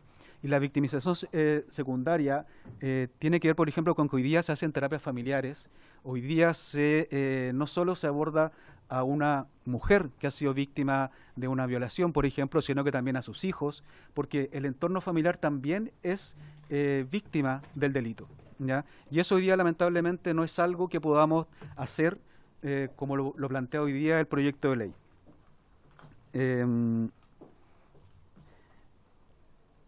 ¿Qué es lo que apuntamos que yo creo que nos gustaría trabajar? Es que podamos tener un título referido a la atención a la Defensoría de Víctimas. Hoy día solamente existe el título que se refiere al acceso a la justicia y dentro de él hay algunos párrafos que hablan acerca de la Defensoría de Víctimas. Nosotros creemos que aquí lo importante es tener un título particular que hable exclusivamente de la Defensoría de Víctimas y que pueda tener un desarrollo amplio con los aspectos mínimos y el modelo que corresponda, ¿ya? La próxima, por favor. Respecto de la universalidad de la atención. Acá también hay un tema que se debería resolver, creemos, porque, bueno, en la Corporación de Asistencia Judicial está el privilegio de pobreza, que hoy día cambia de nombre, ¿verdad? Y tiene no sé si tiene otro foco, pero al menos cambia el concepto, ¿ya? Para nosotros la universalidad tiene que ir sí o sí. Es decir, aquí, al menos el programa de apoyo a víctimas hoy día, y que es lo que ha dado tan buenos resultados, es que no hay una discriminación por estrato socioeconómico, por lugar donde sucede el delito, por quién es víctima del delito, porque es muy distinto al otro tipo, porque es muy distinto al otro tipo de prestaciones que se hacen en el servicio de acceso a la justicia. Aquí estamos hablando de personas que han sido víctimas de un delito violento. Por lo tanto, el programa lo que siempre ha hecho es dar atención universal, ¿ya? Y lo que dice hoy día, por ejemplo, el proyecto, es que la línea de acción de Defensoría de Víctimas tendrá por objeto la provisión de asesoría, defensa y representación jurídica y asistencia psicosocial a las personas naturales víctimas de delito que carezcan de defensa jurídica en materia penal. Es decir, uno entendería que cuando hay carencia de acceso a la justicia, aplica, ¿verdad?, el apoyo psicosocial. Exacto, si tengo abogado o no. Entonces, para nosotros eso tiene que ir sí o sí de la mano, como ya lo he dicho antes. Y también otro articulado dice, podrá igualmente establecer criterios especiales para la atención de víctimas de delito, considerando aspectos tales como la gravedad, el impacto social, la naturaleza de los bienes protegidos por este. El programa de apoyo a víctimas jamás se ha fijado si le roban a uno 100 millones o si le roban el balón de gas. Ese tipo de diferenciaciones para nosotros no nos parece que sea universal y que aborde efectivamente el fenómeno de la criminalidad. Como dice ahí, ¿verdad?, no tenemos una lógica de restricción, ¿verdad?, ni de exclusión, sino de carácter universal, porque eso asegura una atención integral para las víctimas de delito. Como dice ahí, nosotros entregamos atención a víctimas indirectas, porque existen consecuencias negativas también a nivel individual, familiar, microsocial y comunitario, y también para la reducción de la victimización secundaria. Un solo ejemplo también, durante el año 2022 se ha dado atención a 506 víctimas indirectas del delito de femicidio, lo que no sería posible con este proyecto. Hemos atendido a personas hijos, madres, parejas que son víctimas de femicidio. Con este proyecto no la pondríamos a atender. Se hemos atendido 506 personas que no necesariamente han sido víctimas de femicidio, sino que es su entorno quien tiene esta atención. De ahí que para nosotros el tema de la universalidad es algo que tiene que estar sí o sí dentro de este proyecto. Este gráfico tiene que ver con las atenciones durante este año, y ya se los comenté hace un ratito, pero lo importante acá es ver cómo las atenciones psicosociales, tanto psicológicas como de lo que hacen nuestras trabajadoras y trabajadores sociales, tiene un 70% de atenciones respecto de lo que es la atención jurídica. Es decir, hay un 30% que se destina a atención jurídica para las víctimas de delito. Y de ahí entonces para nosotros, nuevamente lo digo, ya lo he dicho varias veces, esta triada, ¿verdad?, de que estos tres componentes sean universales y no estén supeditados el uno al otro, es importante para tener un buen resultado. Actúan, como dice ahí, complementariamente. La próxima, por favor. Respecto de la asistencia judicial, el beneficio de la asistencia jurídica que le comentaba hace un momento, el artículo 4 dice el servicio prestará asesoría jurídica a todas las personas que requieran información y orientación en derechos para resolver una necesidad jurídica. La defensa y representación jurídica se otorgará solo a quienes no puedan procurársela por sí misma o en situación de vulnerabilidad. Nuevamente, ¿verdad?, para nosotros la situación de vulnerabilidad no es un elemento que pueda ser un indicador para saber a quién atendemos y a quién nos damos atención y si es víctima de delito, ¿ya? Esperamos que esta ley también defina los lineamientos que permiten diseñar un servicio de atención integral y que más allá del proceso penal consensuemos en qué se va a entender también por personas víctimas de delito, principalmente por lo que comentaba hace un momento, que tiene que ver con las atenciones indirectas al entorno, ¿verdad?, de quien es víctima. La próxima, por favor. Respecto de la organización del servicio, también tenemos algunas diferencias respecto de lo que dice, de lo que fue la presentación, ¿verdad?, del ministro la semana pasada, y en consideración a lo que dice el proyecto de ley. ¿Ya? La indicación indica que la estructura del servicio cuenta con 3 subdirecciones, que es la presentación que hizo el ministro la semana pasada dice que son 3 subdirecciones: la línea de acción y programas, la línea de defensoría de víctimas y la línea de operaciones. Sin embargo, en el artículo 7, bis nuevo, se indica que el servicio se organizará en 3 subdirecciones, que es la técnica, la operativa y de administración y finanzas. Nuevamente aquí no sabemos en dónde queda, ¿verdad?, la línea de defensoría de las víctimas. Es decir, en el artículo 7 se establece cuál va a ser el funcionamiento y cuál va a ser la estructura del servicio, pero a diferencia de lo que se presentó la semana pasada por el ministro, en el articulado no queda explícito que vamos a tener una subdirección de defensoría de víctimas, como está también en el cuadro que se presentó la semana pasada. Por otro lado, hay un tema que nosotros, bueno, ustedes también lo conocen, el programa tiene una representación territorial importante. Tenemos más de 43 centros en todo el país, y ahí hay un tema que no nos calza muy bien, ¿ya? No se especifica la continuidad de la atención a las víctimas de delito en los 43 centros, porque a diferencia de acceso a la justicia, en que se indica cuál va a ser la nueva estructura de las corporaciones, nos preocupa que al considerar el programa no cuente con los bienes propios para poder seguir ejecutando ese servicio. O sea, hoy día, cuando se dice que el programa de apoyo a víctimas pasa, ¿verdad?, al Ministerio de Justicia, hoy día el programa no tiene bienes. Hoy día no tiene viviendas, no tiene edificios, siendo que operamos en 43 lugares. Lo que tenemos son arriendos y son comodatos. Entonces, no sabemos, y el informe financiero tampoco da cuenta de eso, de cómo se va a abordar ese tema. ¿Ya? No nos queda claro. Suponemos que habrá que seguir arrendando, irse a las CAJ, no sé si sea una solución. Sabemos ustedes mejor que yo las condiciones de infraestructura que tiene una caja y que lleguen más personas, no sé si es viable, pero eso tampoco queda claramente señalado en el proyecto. Respecto a la estructura del servicio, existe una figura que ha sido clave y que también se nombró la semana pasada, que tiene que ver con el gestor de casos, ¿ya? Y es una de las pocas cosas claras que se señala dentro de la Defensoría de Víctimas, ¿ya? Sin embargo, es una de las pocas cosas que se nombra, pero que tampoco está muy bien definida, ¿ya? Lo que se dice es que se va a contar con un mecanismo de gestión de casos, que sería un gestor, con una ventanilla única de atención prioritaria. Estamos hablando de personas que han sido víctimas de un delito, van a ir a una ventanilla única, que permita efectuar las coordinaciones administrativas y técnicas necesarias para asegurar una adecuada atención, así como la evaluación, derivación y seguimiento. Y además, lo que se dice que se va a propender a utilizar modernos medios tecnológicos. Hoy día lo que existe en el programa, y nuevamente, que es la evidencia que existe y que es el modelo de atención que tiene, da cuenta de que cuando una persona pasa por una gran cantidad de etapas para poder llegar a una atención final, es una doble victimización, por así decirlo. Le estoy poniendo cada vez más ventanas por las cuales va a tener que golpear, ¿ya? Hoy día lo que el programa hace es que cuenta con un servicio de primera respuesta, que es el componente de conmoción pública y el servicio de información y orientación, ¿ya?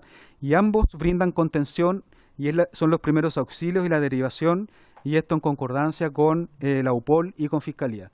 Por lo tanto, ese modelo en donde tenemos un servicio de primera respuesta, en donde hay profesionales dando atención de contención ante inmediatamente ocurrió el delito, es lo que creemos que mejor funciona y es lo que ha funcionado. como les digo, esta figura del gestor de casos nos deja bastante dudas. Se dice una ventanilla única, no sé si figurativamente lo será, porque nos parece complejo que una persona que es víctima de delito llegue a una ventanilla única y desde ahí le digan qué tiene que hacer. Ya, los centros de víctimas hoy día son mucho más personalizados, no hay una despersonalización de la atención, sino muy por el contrario. La próxima, por favor. Queda poquito, parece. Sí, esta es la última. Y por último, el análisis que hicimos inicial, ¿verdad?, del informe financiero y los espacios de trabajo, que ya les había comentado hace un momento. El informe considera la habilitación de puestos de trabajo y de operación solo para el servicio de acceso a la justicia. No queda claro si también lo considera para el programa de apoyo a víctimas o la defensoría de víctimas. Tampoco queda claro si van a ver, como lo dijo también el presidente de FENADAG, el soporte técnico y administrativo que hoy día existe, porque hoy tenemos una cantidad de funcionarios y funcionarias técnicas y administrativos que dan soporte informático, de secretaria, entre otros, pero no se ven reflejados en este traspaso, a partir del gráfico de tortas que mostré hace un momento y que daba cuenta de la cantidad de funcionarios que pasarían al nuevo servicio. Y también pensamos que se deben asegurar las condiciones ambientales dignas en los lugares de trabajo. Ahí no nos queda muy claro tampoco si después nos pueden explicar bien que el informe financiero, por ejemplo, no considera sedes para la nueva defensoría, aun cuando todos los CAP, como he dicho, funcionan en propiedades que son arrendadas, ¿ya? Y por último decir que, ya lo comenté al principio, ¿verdad? Estas son observaciones que hemos hecho, son aportes que queremos hacer, estamos disponibles para poder ver el articulado, estamos disponibles si es necesario que podamos asesorar, ¿verdad?, dentro de toda la experiencia que se tiene, porque al final lo que nos interesa es contribuir en una política pública como esta, ¿ya? Y principalmente en la atención de los usuarios finales, que son aquellas personas que han sido víctimas de delito. Eso, presidente. Muchas gracias. Oye, agradecemos entonces a Alfredo, que es el presidente, Alfredo Contreras. Muchas gracias a Alfredo, que es presidente de la Asociación Nacional de Funcionarios de Seguridad Pública, ANFUSEPU. Yo quiero ofrecer la palabra. Mientras se preparan nuestros compañeros, quiero destacar de que efectivamente es un proyecto transversal. Yo siempre me gusta contextualizar, porque sin perjuicio, Alfredo, que habían algunos artículos que usted nombró, el 7 bis, que son del proyecto original del presidente Piñera, no de las indicaciones que se han presentado ahora. Eso lo podemos estudiar, lo podemos trabajar. El 7 bis nuevo. Que el nuevo proyecto no tiene 7 bis, Ah, pero lo podemos ver, lo podemos analizar. Yo creo que en los estándares que planteamos recién pudiéramos verlo también. Yo creo que en eso es común el artículo 31 siguiente, pero recordar que este es un proyecto de ley que la propia Comisión de manera transversal le dijo al Ejecutivo: oiga, tráiganos un proyecto que sea más completo, que incorpore, porque antes lo que hacía era: oiga, las CAJ haga esta pega, sin darle musculatura, sin asignarle recursos. Así que yo creo que tenemos un avance significativo y eso lo valora la Comisión, y ahí siempre valorar el trabajo que hizo el diputado Gonzalo Fuenzalía en su oportunidad, principal promotor, que partió ahí en asistencia a víctimas, y también el diputado Longton, que lo ha tomado como bandera. Yo también trabajé en Interior en su oportunidad con el subsecretario Arboe cuando se implementaron muchos de estos temas. 2006, 2007. ¿Qué me preocupa? Mire, esto es muy parecido a lo que pasa en la relación con justicia con Interior, que vamos a tener también esa problemática en la tramitación, que es lo que nos pasa mucho en la otra comisión que vamos a ir ahora, con la creación del Ministerio de Seguridad Pública, de quién son las funciones, quién es la competencia, quién dirige. Y claro, es legítimo que los funcionarios que tienen un estándar en la Subsecretaría de Prevención del Delito, hoy día volvemos a lo mismo. ¿A quién lo homologamos? ¿Homologamos el estándar de las corporaciones al programa o el programa a las corporaciones en cuanto a infraestructura? Y ese es un desafío grande, porque si bien tienen menos centros, atienden súper bien, y esa es la experiencia que yo tengo. En mi rol de alcalde, siempre los casos más complicados siempre eran muy bien atendidos, porque tenían un equipo muy bien cohesionado que trabajaba ciertos temas. Y eso me preocupa, también con sentido de realidad, en cuanto a la, entre comillas, universalidad en la atención. y también no puede ser para todo. Hoy día el programa atiende, obviamente, los delitos más violentos y eso también hay que establecerlo.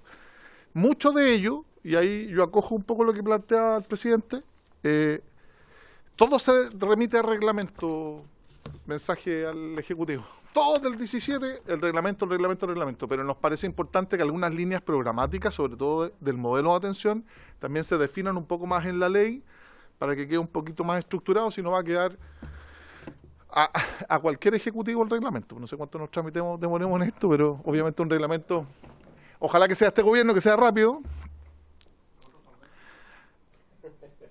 No son todo lo rápido que uno quisiera, compañero Alessandri. Pero es importante que no quede todo supeditado al reglamento, que se le remita al reglamento, sino que efectivamente parte del modelo también quede establecido, porque uno si ve la experiencia, porque en esto quiero ser súper claro, la Zulema me ha retado varias veces. Yo no tengo crítica con la Corporación de Atención Judicial, presidente, yo encuentro que está bien, hace una tremenda pega, pero el foco y el centro es justamente justicia penal. ¿Te fijas? Lo que hacen los programas de atención.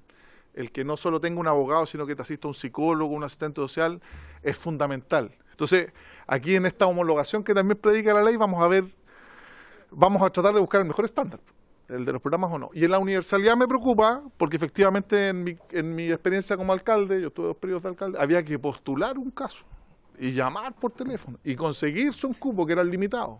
Porque uno entiende también que es una atención súper profesional, pero está limitados de ya para delitos más graves, para homicidios, para secuestros, para abusos sexuales, violaciones, trata, lesiones graves, gravísimas, pero también hay que establecer, y ahí el reglamento, hacerse cargo de algunos delitos, y que esa es mi intención, que toda víctima, además de tener el apoyo psicosocial, tenga a su lado, en estos delitos súper complicados, un letrado, un abogado que la acompañe.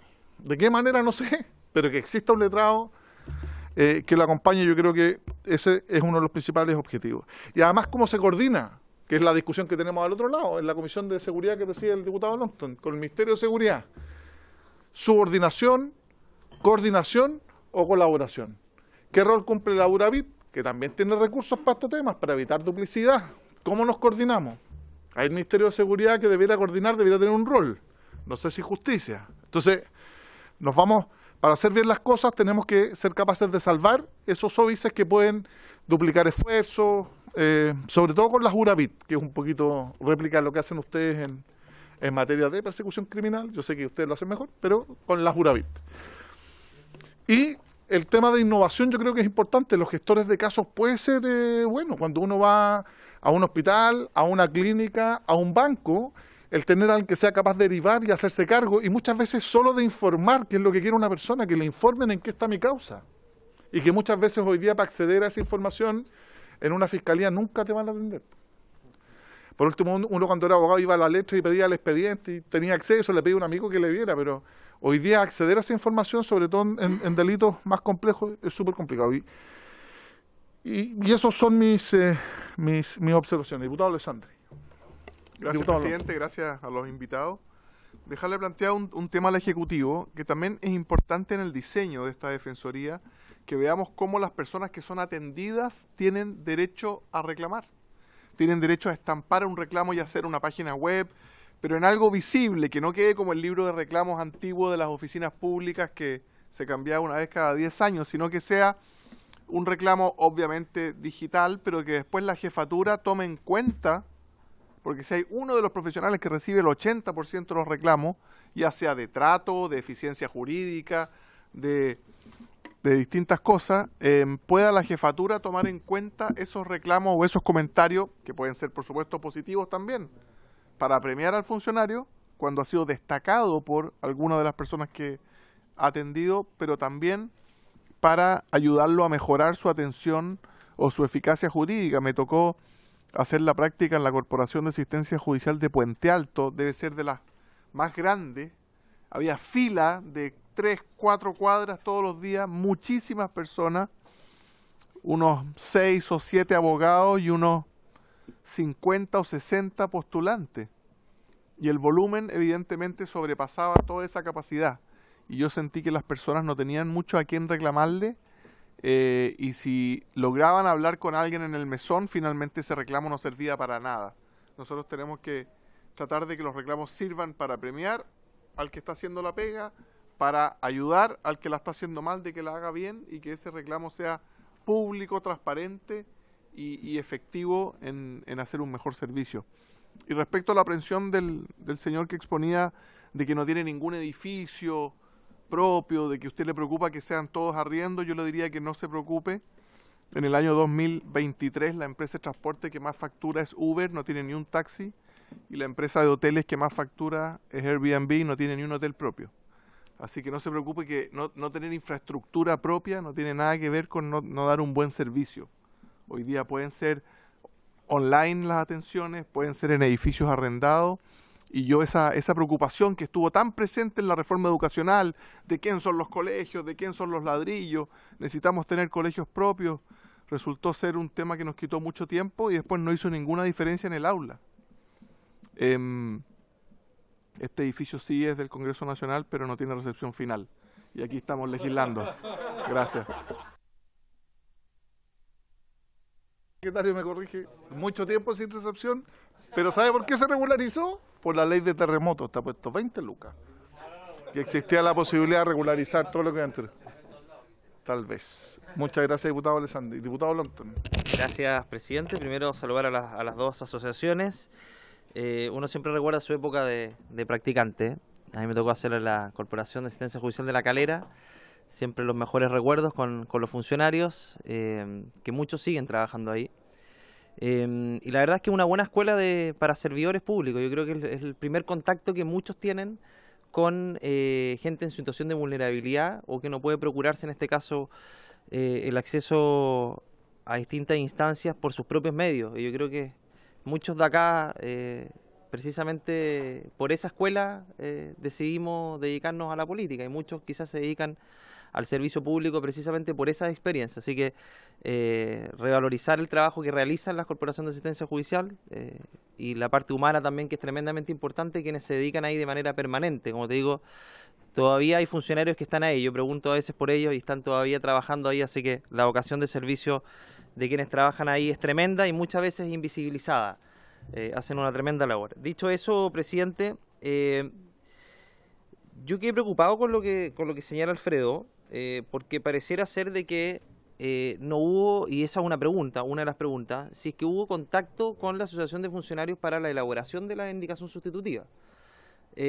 Porque la experiencia que tienen ustedes respecto a cómo va a quedar plasmado el servicio es vital. O sea, ustedes son quienes precisamente han tenido una experiencia de largos años respecto a algo que nosotros ahora queremos transformar en ley o queremos formalizar a través de una defensoría de las víctimas. Entonces, la primera pregunta es, uno cuando construye proyectos, una parte es la teórica, pero yo creo que la más importante es desde el punto de vista práctico, y acá tenemos la ventaja de que tenemos personas como usted y todo el equipo que lo acompaña, que se ha dedicado a esto durante un tiempo importante y que eso lo queremos plasmar. Por lo tanto, la primera pregunta es, ¿qué acercamiento hubo con ustedes respecto a la elaboración de la Defensoría de las Víctimas?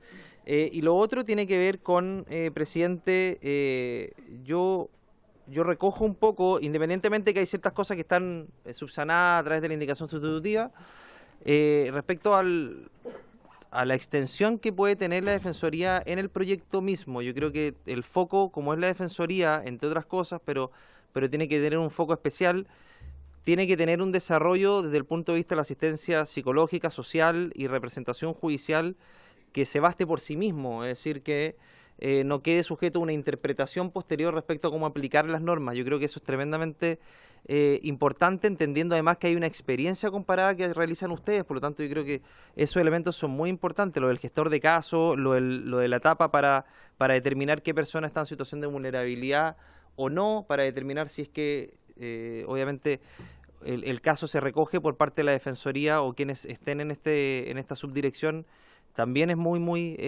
relevante. Entonces, presidente, y tratando de resumir lo más posible, porque anoté varias cosas, usted decía que tendrían 62.000 casos al año. Me gustaría saber un poquito la experiencia respecto, sobre todo, a la representación judicial y psicológica que realizan respecto a las víctimas. Desde el punto de vista práctico, me gustaría saber cómo van tomando o no tomando caso, es decir, cómo determinan que un caso tiene mayor relevancia que otro respecto a su gravedad.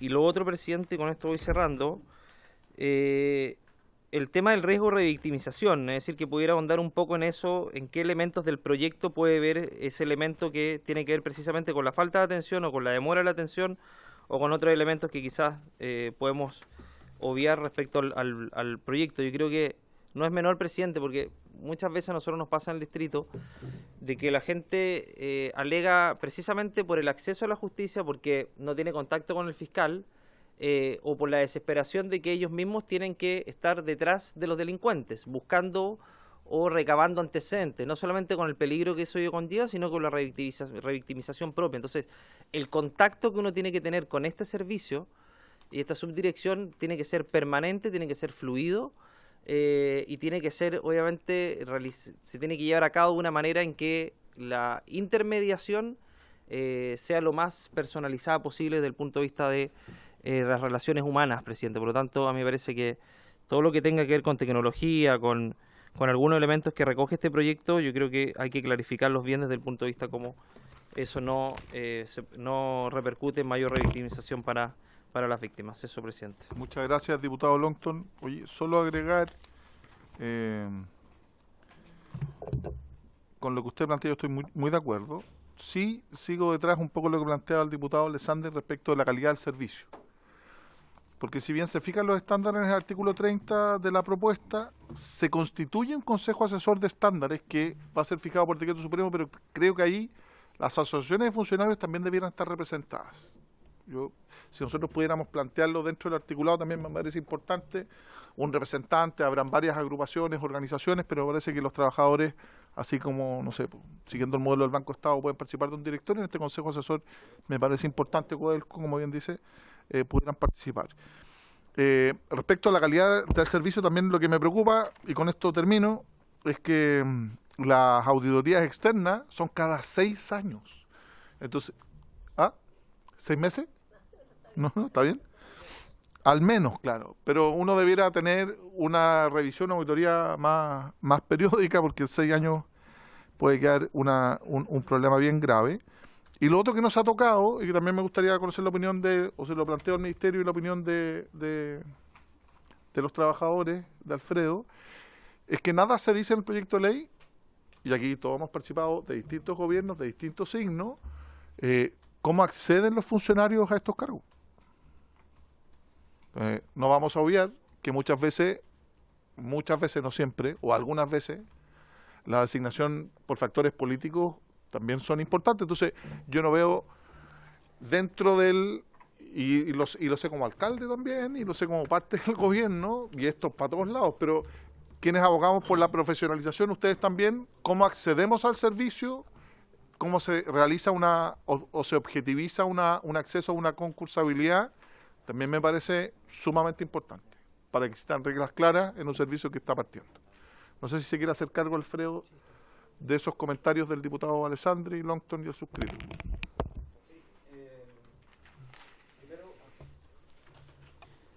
Primero hablar acerca de la universalidad.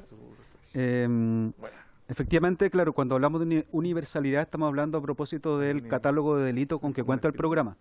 Cuando no significa que todos los delitos son atendidos, sino que son aquellos más complejos, como por ejemplo los homicidios, ¿verdad?, que incluyen femicidio, infanticidio, parricidio, los cuasi delitos de homicidio, los secuestros, violaciones, abuso sexual calificado. Por lo tanto, trata de personas, lo dijo el diputado Alessandri, robo violento. Por lo tanto, el catálogo de delitos ya no es un primer filtro, y sobre ese filtro de delitos del catálogo es la universalidad a la cual nosotros apuntamos, ¿ya? Eso como primer tema. Lo otro acerca de los recintos, más que la preocupación no va, un poco como lo planteó, ¿verdad?, el diputado Alessandri, sino que tiene que ver que hoy día en el informe financiero no queda claro cómo nos hacemos cargo de eso. Y eso es lo que nos interesa aclarar. Ya si todo lo que hoy día, porque hoy día no sabemos si esa cantidad de recursos que hoy día la subsecretaría gasta, ¿verdad?, en un programa que en general tiene un costo aproximado de 2.000 millones, si no me equivoco, 5.800 millones sin considerar el recurso humano. O sea, estamos hablando solamente de ese monto asociado a funcionamiento. O sea, no, los recursos humanos todavía están dentro del presupuesto de la subsecretaría, ¿ya? Entonces el tema es cómo toda esa bolsa de dinero se hace cargo, ¿verdad?, este nuevo servicio. Lo otro respecto de la gestión de casos, claro, tal vez no lo dije muy claramente, pero hoy día el servicio de orientación que tenemos hoy día, orientación e información, que es el SOI, efectivamente desarrolla esta función como de gestión de casos, pero nuestra intención es que se mantenga desde ese punto de vista mucho más personalizado y mucho más cercano a una persona que ha sido víctima de un delito violento. De ahí que tampoco no estamos oponiéndonos, ¿verdad?, a la figura de la gestión de casos, al de gestor de casos, pero sí a poder definirlo mucho mejor. Ya hoy día creemos que más importante que decir que van a contar con tecnologías avanzadas, es mucho más importante decir cómo va a ser, ¿verdad?, la operatoria, cómo va a ser los recursos disponibles para hacer ese tipo de atención. Y respecto de lo que plantea luego le voy a responder al diputado Longton. Respecto de lo que planteaban acerca de cómo se van a proveer los cargos, claro, efectivamente el proyecto de ley establece algunos cargos que son por alta dirección pública, el resto solo aplica, ¿verdad?, que es el traspaso de los funcionarios y funcionarias, ¿no? 12. Bueno. ¿A los funcionarios? Pero entonces... O sea, en términos generales dentro del proyecto. Claro, ok. pero las personas que vayan entrando. No, pero entiendo que el presidente usted preguntaba por las personas que no, hoy por día... los nuevos funcionarios. Los nuevos funcionarios. No porque la norma se hace cargo de todo. Ya. Entonces... Pero ahí me contesté. Y ahí está bien. Y respecto de lo que planteaba las preguntas del diputado Longton, no, lamentablemente nosotros no fuimos convocados a la elaboración de las indicaciones. Sí estuvimos en esta comisión en la administración anterior para dar cuenta de nuestra postura respecto al proyecto, y luego de eso ya no tuvimos mayor conversación con el Ministerio de Justicia. Y aquí también quiero hacer un punto, tampoco y ahí lo digo de manera bien responsable, aquí tampoco hay una postura clara de parte de la Subsecretaría de Prevención del Delito. O sea, hoy día quienes está bajando la información a los funcionarios, socios o no socios, somos nosotros. ¿Ya? Aquí no hay un pronunciamiento y es algo que los funcionarios nos preguntan, ¿verdad? Bueno, ¿qué dice la jefatura, ¿no?, acerca de esto? Y por lo tanto y por lo tanto no hemos tenido tampoco, si bien no hemos reunido, de hecho tuvimos una reunión con el gabinete del ministro hace un par de semanas, y teníamos otra pero la tuvimos que suspender, pero ha sido una reunión más informativa acerca del proyecto y no de trabajo, propiamente tal. Sobre el punto, presidente, o sea, ¿cómo puede ser que quienes precisamente se han dedicado a esto durante estos años no hayan participado en el trabajo previo, una indicación sustitutiva que trata sobre este tema? O sea, ¿cómo elaboran sobre la teoría y no sobre la práctica? Si para eso están los funcionarios que llevan años trabajando. Me parece que el Ejecutivo acá tiene que dar una respuesta respecto a cómo no participan en la indicación sustitutiva quienes precisamente han desarrollado este trabajo durante largos años, presidente. O sea, para no tener problemas en la aplicación de la ley ni en la tramitación de la misma, lo mínimo es que trabajen aquellos que además van a ser continuadores de este mismo servicio una vez aprobada la ley, presidente. Entonces a mí me gustaría saber la opinión, que el Ejecutivo nos pueda dar una respuesta de por qué no se hace que como algo básico, ¿no?, antes de elaborar una indicación sustitutiva. Eso. Si le parece, diputado Longton, vamos a citar nuevamente, cuando veamos este proyecto de ley, a quien le corresponde, que es el subsecretario de Prevención del Delito, para que efectivamente informe de su opinión también al respecto. Si bien este es un proyecto que lleva adelante Justicia, obviamente la coordinación no puede ser del Ministerio de Justicia con la asociación de funcionarios del Ministerio del Interior, sino que tiene que haber una adecuada coordinación, y por eso, si le parece a la comisión, vamos a citar al subsecretario de Prevención del Delito en la siguiente sesión para que nos aborde este tema, porque uno entiende de que el Ministerio de Justicia realiza o desarrolla este trabajo y estas indicaciones en función de la información que también le entrega el Ministerio del Interior. ¿Ok? Entonces lo acordamos. No sé si tiene algún otro comentario, Alfredo. Sí, lo que hizo la consulta del diputado Longton. Respecto de de cómo hoy día tenemos 3 niveles de atención, por así decirlo, ¿no? Uno que tiene que ver con la primera respuesta, es decir, orientación e información, conmoción pública, que son aquellos que son el primer acercamiento con la víctima.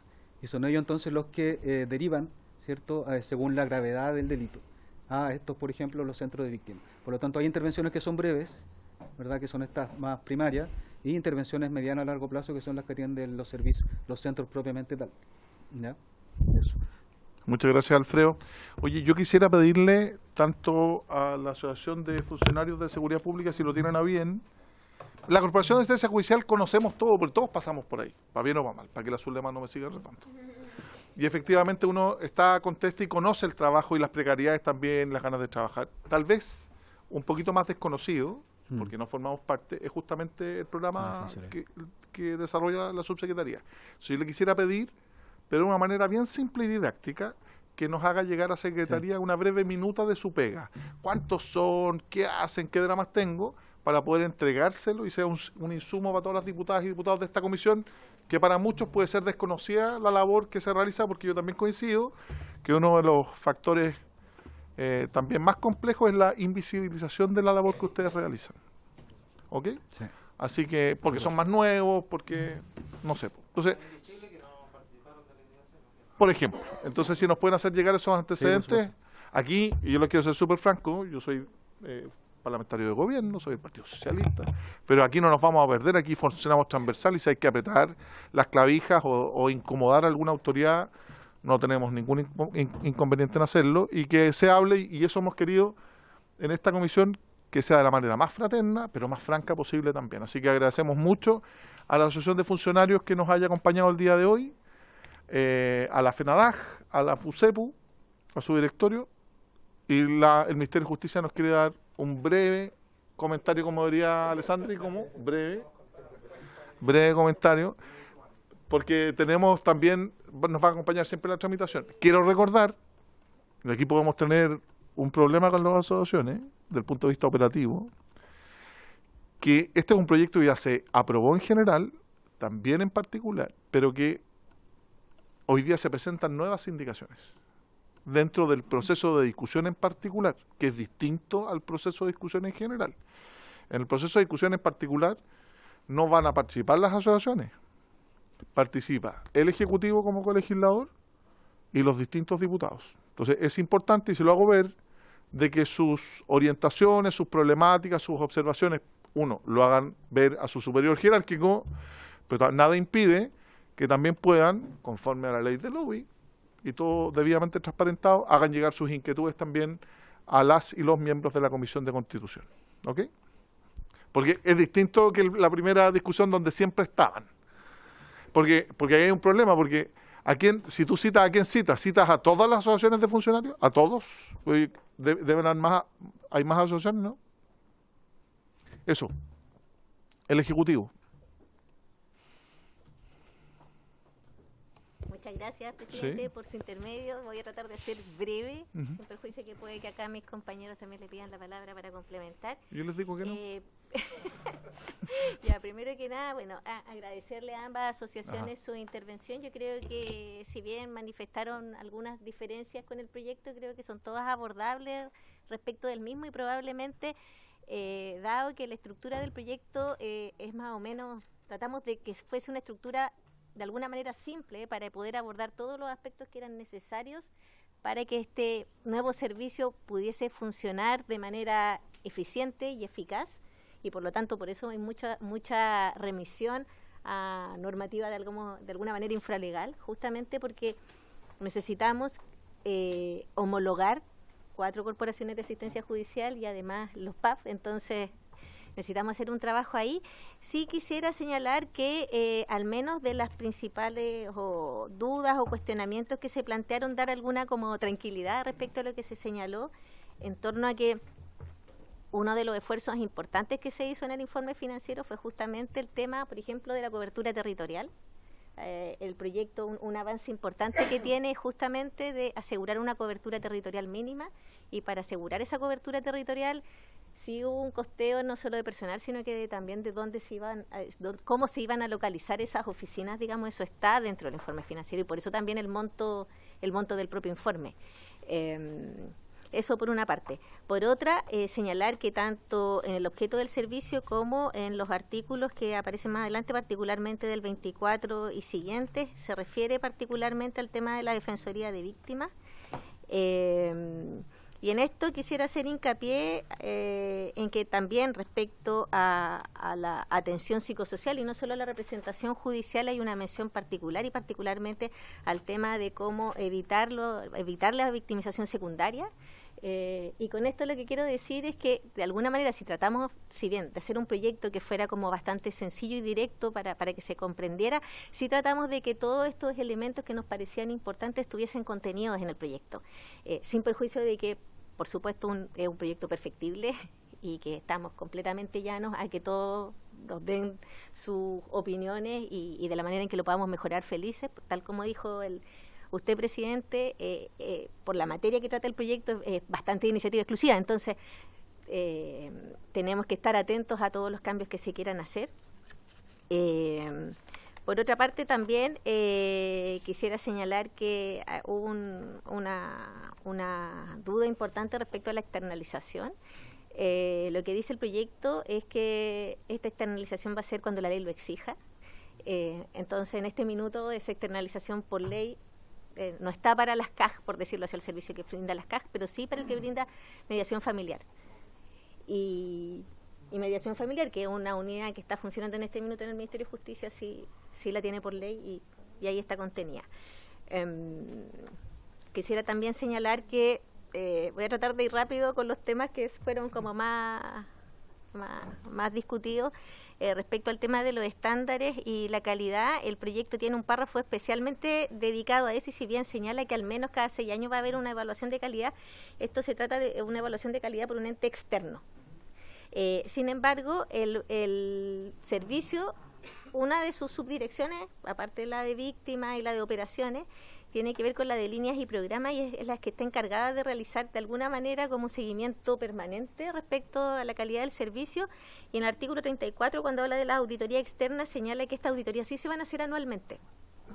Y en la medida en que se pueda hacer, se va a hacer también por externos.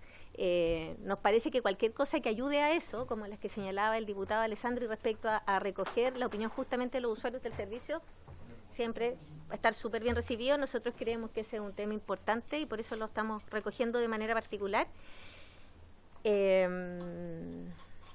Y respecto, yo diría que en general el tema, por ejemplo, de la homologación de los sueldos es algo que está como contemplado en el proyecto. También hay un mandato a otra normativa infralegal. Este tema lo conversamos con la DIPRES y avanzamos en ese sentido. Como para también dar tranquilidad de que es un tema que está contenido dentro de la propuesta y también señalarle particularmente al PAP que respecto al modelo que se presentó respecto a la estructura de atención de víctimas particularmente, la línea de información y orientación es una línea muy importante y de hecho se recogió bastante de lo que hacía el PAP justamente para adscribirla al modelo de atención de víctimas, en que luego tiene este gestor de casos que está tratado en el proyecto de ley y que tiene una función de monitoreo y fundamentalmente de seguimiento y de alguna manera de gestión de la causa, en el fondo. Muy importante. ¿Y por qué? Y esto tal vez Héctor lo conoce mejor que yo porque hubo también un estudio previo respecto a cómo realizar este modelamiento. Todos los estudios que revisamos, etcétera, señalaron algo bien importante que hace el PAP, que es que esta línea de información y atención es la más importante para la atención tanto de víctimas, pero también para cualquier persona que tenga un conflicto jurídico. Sabemos por toda la información que existe de estudios levantados en distintas partes que ya solo la información y orientación soluciona los conflictos jurídicos de manera importante y atiende a las necesidades de las personas con una satisfacción importante.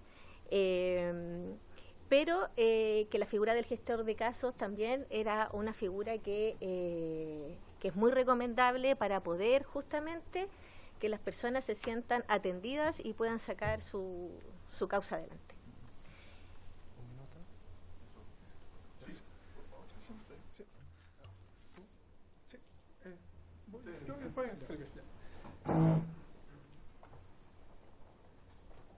Ahí sí. Gracias, presidente. Bueno, desde la División Judicial, con el equipo del DAJ, aquí también está Oriela López atrás, nos tocó, digamos, hacer el estudio de brecha, que es identificar toda la información que estaba disponible, tanto en lo que había sido el trámite en general, donde comparecieron las asociaciones, también revisar distintos estudios. Hay varios estudios de la DIPRES que evalúan el programa. Sería súper interesante también que ustedes pudieran revisar sobre todo la parte de las conclusiones, porque cuando se diseñó la política pública, nosotros construimos sobre la base del proyecto del presidente Piñera y, digamos, mantuvimos los aspectos que nosotros nos consideramos más valiosos, y de hecho hubo indicaciones en ese proyecto que eran valiosos y que recogían ciertos consensos después de la comparecencia de distintos actores. Pero también en el estudio de brecha nosotros consideramos, por ejemplo, el estudio de Eurosocial del año 2020, una encuesta de Adimark sobre necesidades jurídicas y acceso a la justicia, de manera de focalizar adecuadamente los esfuerzos de la oferta pública que estábamos tratando de reconstituir con la creación de este servicio, un estudio de la Católica del 2021 también sobre focalización de barreras de acceso, y bueno, los programas de evaluación de la DIPRES sobre las corporaciones. Y sobre este punto me gustaría destacar algo que dijo el presidente de la FENADAS, que este es un programa cuya, evaluado, digamos, en sus términos, después del monto invertido y transferencia, tiene una buena evaluación. O sea, con el dinero que hacen, producen resultados que son eficientes y valiosos. Eso es como una primera cuestión, porque cuando nosotros se nos planteó el tema, por ejemplo, de la externalización y ocupar un modelo similar al de la Defensoría Penal Pública, tuvimos una discusión larga sobre este punto. La verdad es que no había buena evidencia para abrir completamente o para reemplazar el modelo, por ejemplo, eliminando el modelo de servicio público que se ocupaba, para reemplazarlo por uno equivalente al de la Defensoría Penal Pública, sino que se estableció únicamente limitado a la mediación familiar obligatoria, que eso existe, digamos, y para poder, digamos, avanzar con los juicios de familia. Entonces yo quiero destacar que hay una buena evaluación, por lo menos, de los informes de la DIPRES. Ahora, ¿qué es lo que observa de la DIPRES? Y esta me gustaría dejar planteado ciertas ideas que mostró el estudio de brecha después de revisar estas encuestas, los estudios de la DIPRES. ¿Cuáles eran los problemas que tenía, cómo está estructurada hoy día la oferta pública, que es a través de estas 4 corporaciones de asistencia judicial que se dividen en el país? ¿Cuáles son los principales problemas? Lo primero es que, como tú tienes 4 corporaciones, 4 agentes generando política, por ejemplo, de recursos humanos, tú tienes 4 políticas de recursos humanos. Entonces eso genera que cada 5 años los trabajadores vayan a tocar la puerta del ministerio y decir, oiga, tengo personas haciendo la misma labor, pero con diferentes remuneraciones. Y entonces los procesos de homologación básicamente son una consecuencia de cómo hoy día se estructura mal, digamos, la provisión de esta oferta pública. Entonces nosotros dijimos, tenemos que generar un organismo, que es este servicio público descentralizado, que establezca una política de remuneraciones nacional, porque eso va a permitir, bueno, una estandarización general. Ya sabemos que hacia arriba, porque eso hay una regla específica que lo establece, y que de alguna manera haga, digamos, y concretice los principios que citaba en su presentación el presidente de la FENADAG y que nosotros compartimos.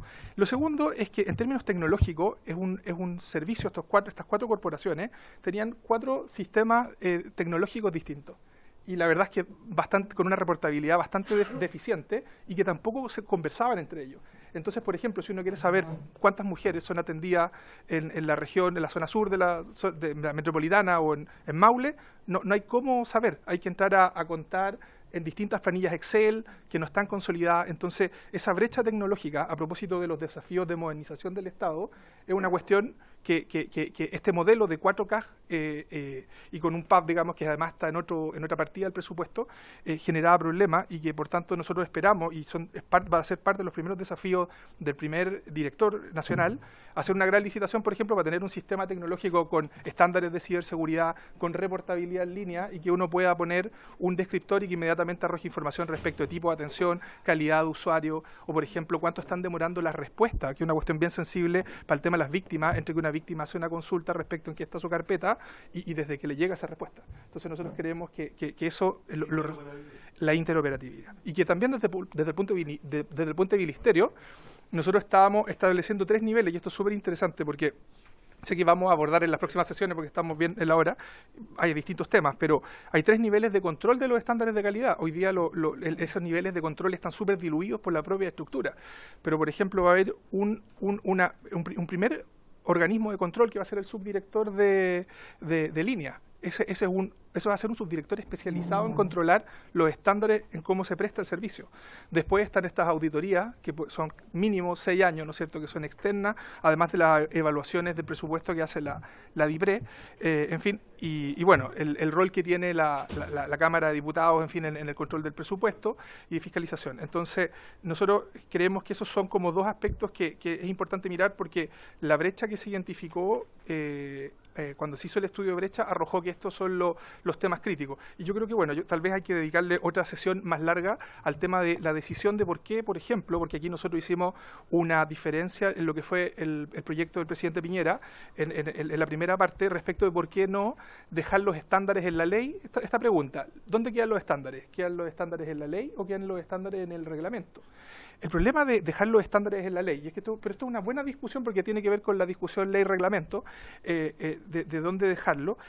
¿Por qué no dejarlos en la ley? Porque lamentablemente cuando tú cristalizas, por ejemplo, un estándar en la ley, para cambiar el estándar, tienes que aprobar otra ley, digamos, con el mismo procedimiento, con los mismos tiempos que toma. En cambio, por ejemplo, el reglamento permite ser mucho más flexible para dar cuenta de un cambio, por ejemplo, en la realidad delictiva. Nosotros sabemos que por los distintos factores, flujo migratorio, en fin, los tipos de delitos van cambiando, entonces el reglamento si bien está sometido a ciertos requisitos, porque esto va a la Contraloría, en fin, tiene también un procedimiento que tampoco es tan rápido, pero es mucho más flexible que una modificación legal para poder abordar esta clase de cambio de carácter, ¿no es cierto?, social. Y bueno, nosotros creemos que la otra remisión al reglamento, que es la focalización, hoy día la focalización es dónde va el programa, a qué tipo de público atiende. Atiende al 60% más pobre y con algunos factores de corrección. Por ejemplo, si uno está en el registro indígena, no necesita acreditar que es parte del 60% más pobre, sino que lo acredita con un certificado del registro indígena. Bueno, nosotros creemos que ese tipo de normativa no tiene que quedar escrita en piedra en la ley, porque, por ejemplo, en el futuro nosotros querríamos incorporar a otros grupos y para eso sería mucho más fácil, o por ejemplo, hacerlo crecer del 60 al 65, por ejemplo, o reducirlo, porque, en fin, el crecimiento dijo que en realidad el 60 ahora es muy rico y no sé, la última fracción y por tanto hay que disminuirlo. Bueno, pero todas esas discusiones nosotros creemos que el ámbito de la potestad reglamentaria permite flexibilidades que la ley no tiene. Entonces, eso, presidente, sé que quedarán otros temas, pero probablemente para abordar. Un minuto. Yo le quiero agradecer al Ministerio de Justicia para que la siguiente sesión se haga cargo. Yo sí le quiero hacer una petición, también a título personal. Espero representar a los diputados Sánchez y Alessandri que permanecen en la comisión para que vean que para algunos es más importante que para otros en la discusión de este proyecto. Que el Ministerio de Justicia pueda mantener una mesa de trabajo periódica con las asociaciones de funcionarios, para tener un conducto regular, establecido, para sus inquietudes y cómo las traigan para acá, porque claro, lo que queremos es que este proyecto de ley salga bien y sea rápido también.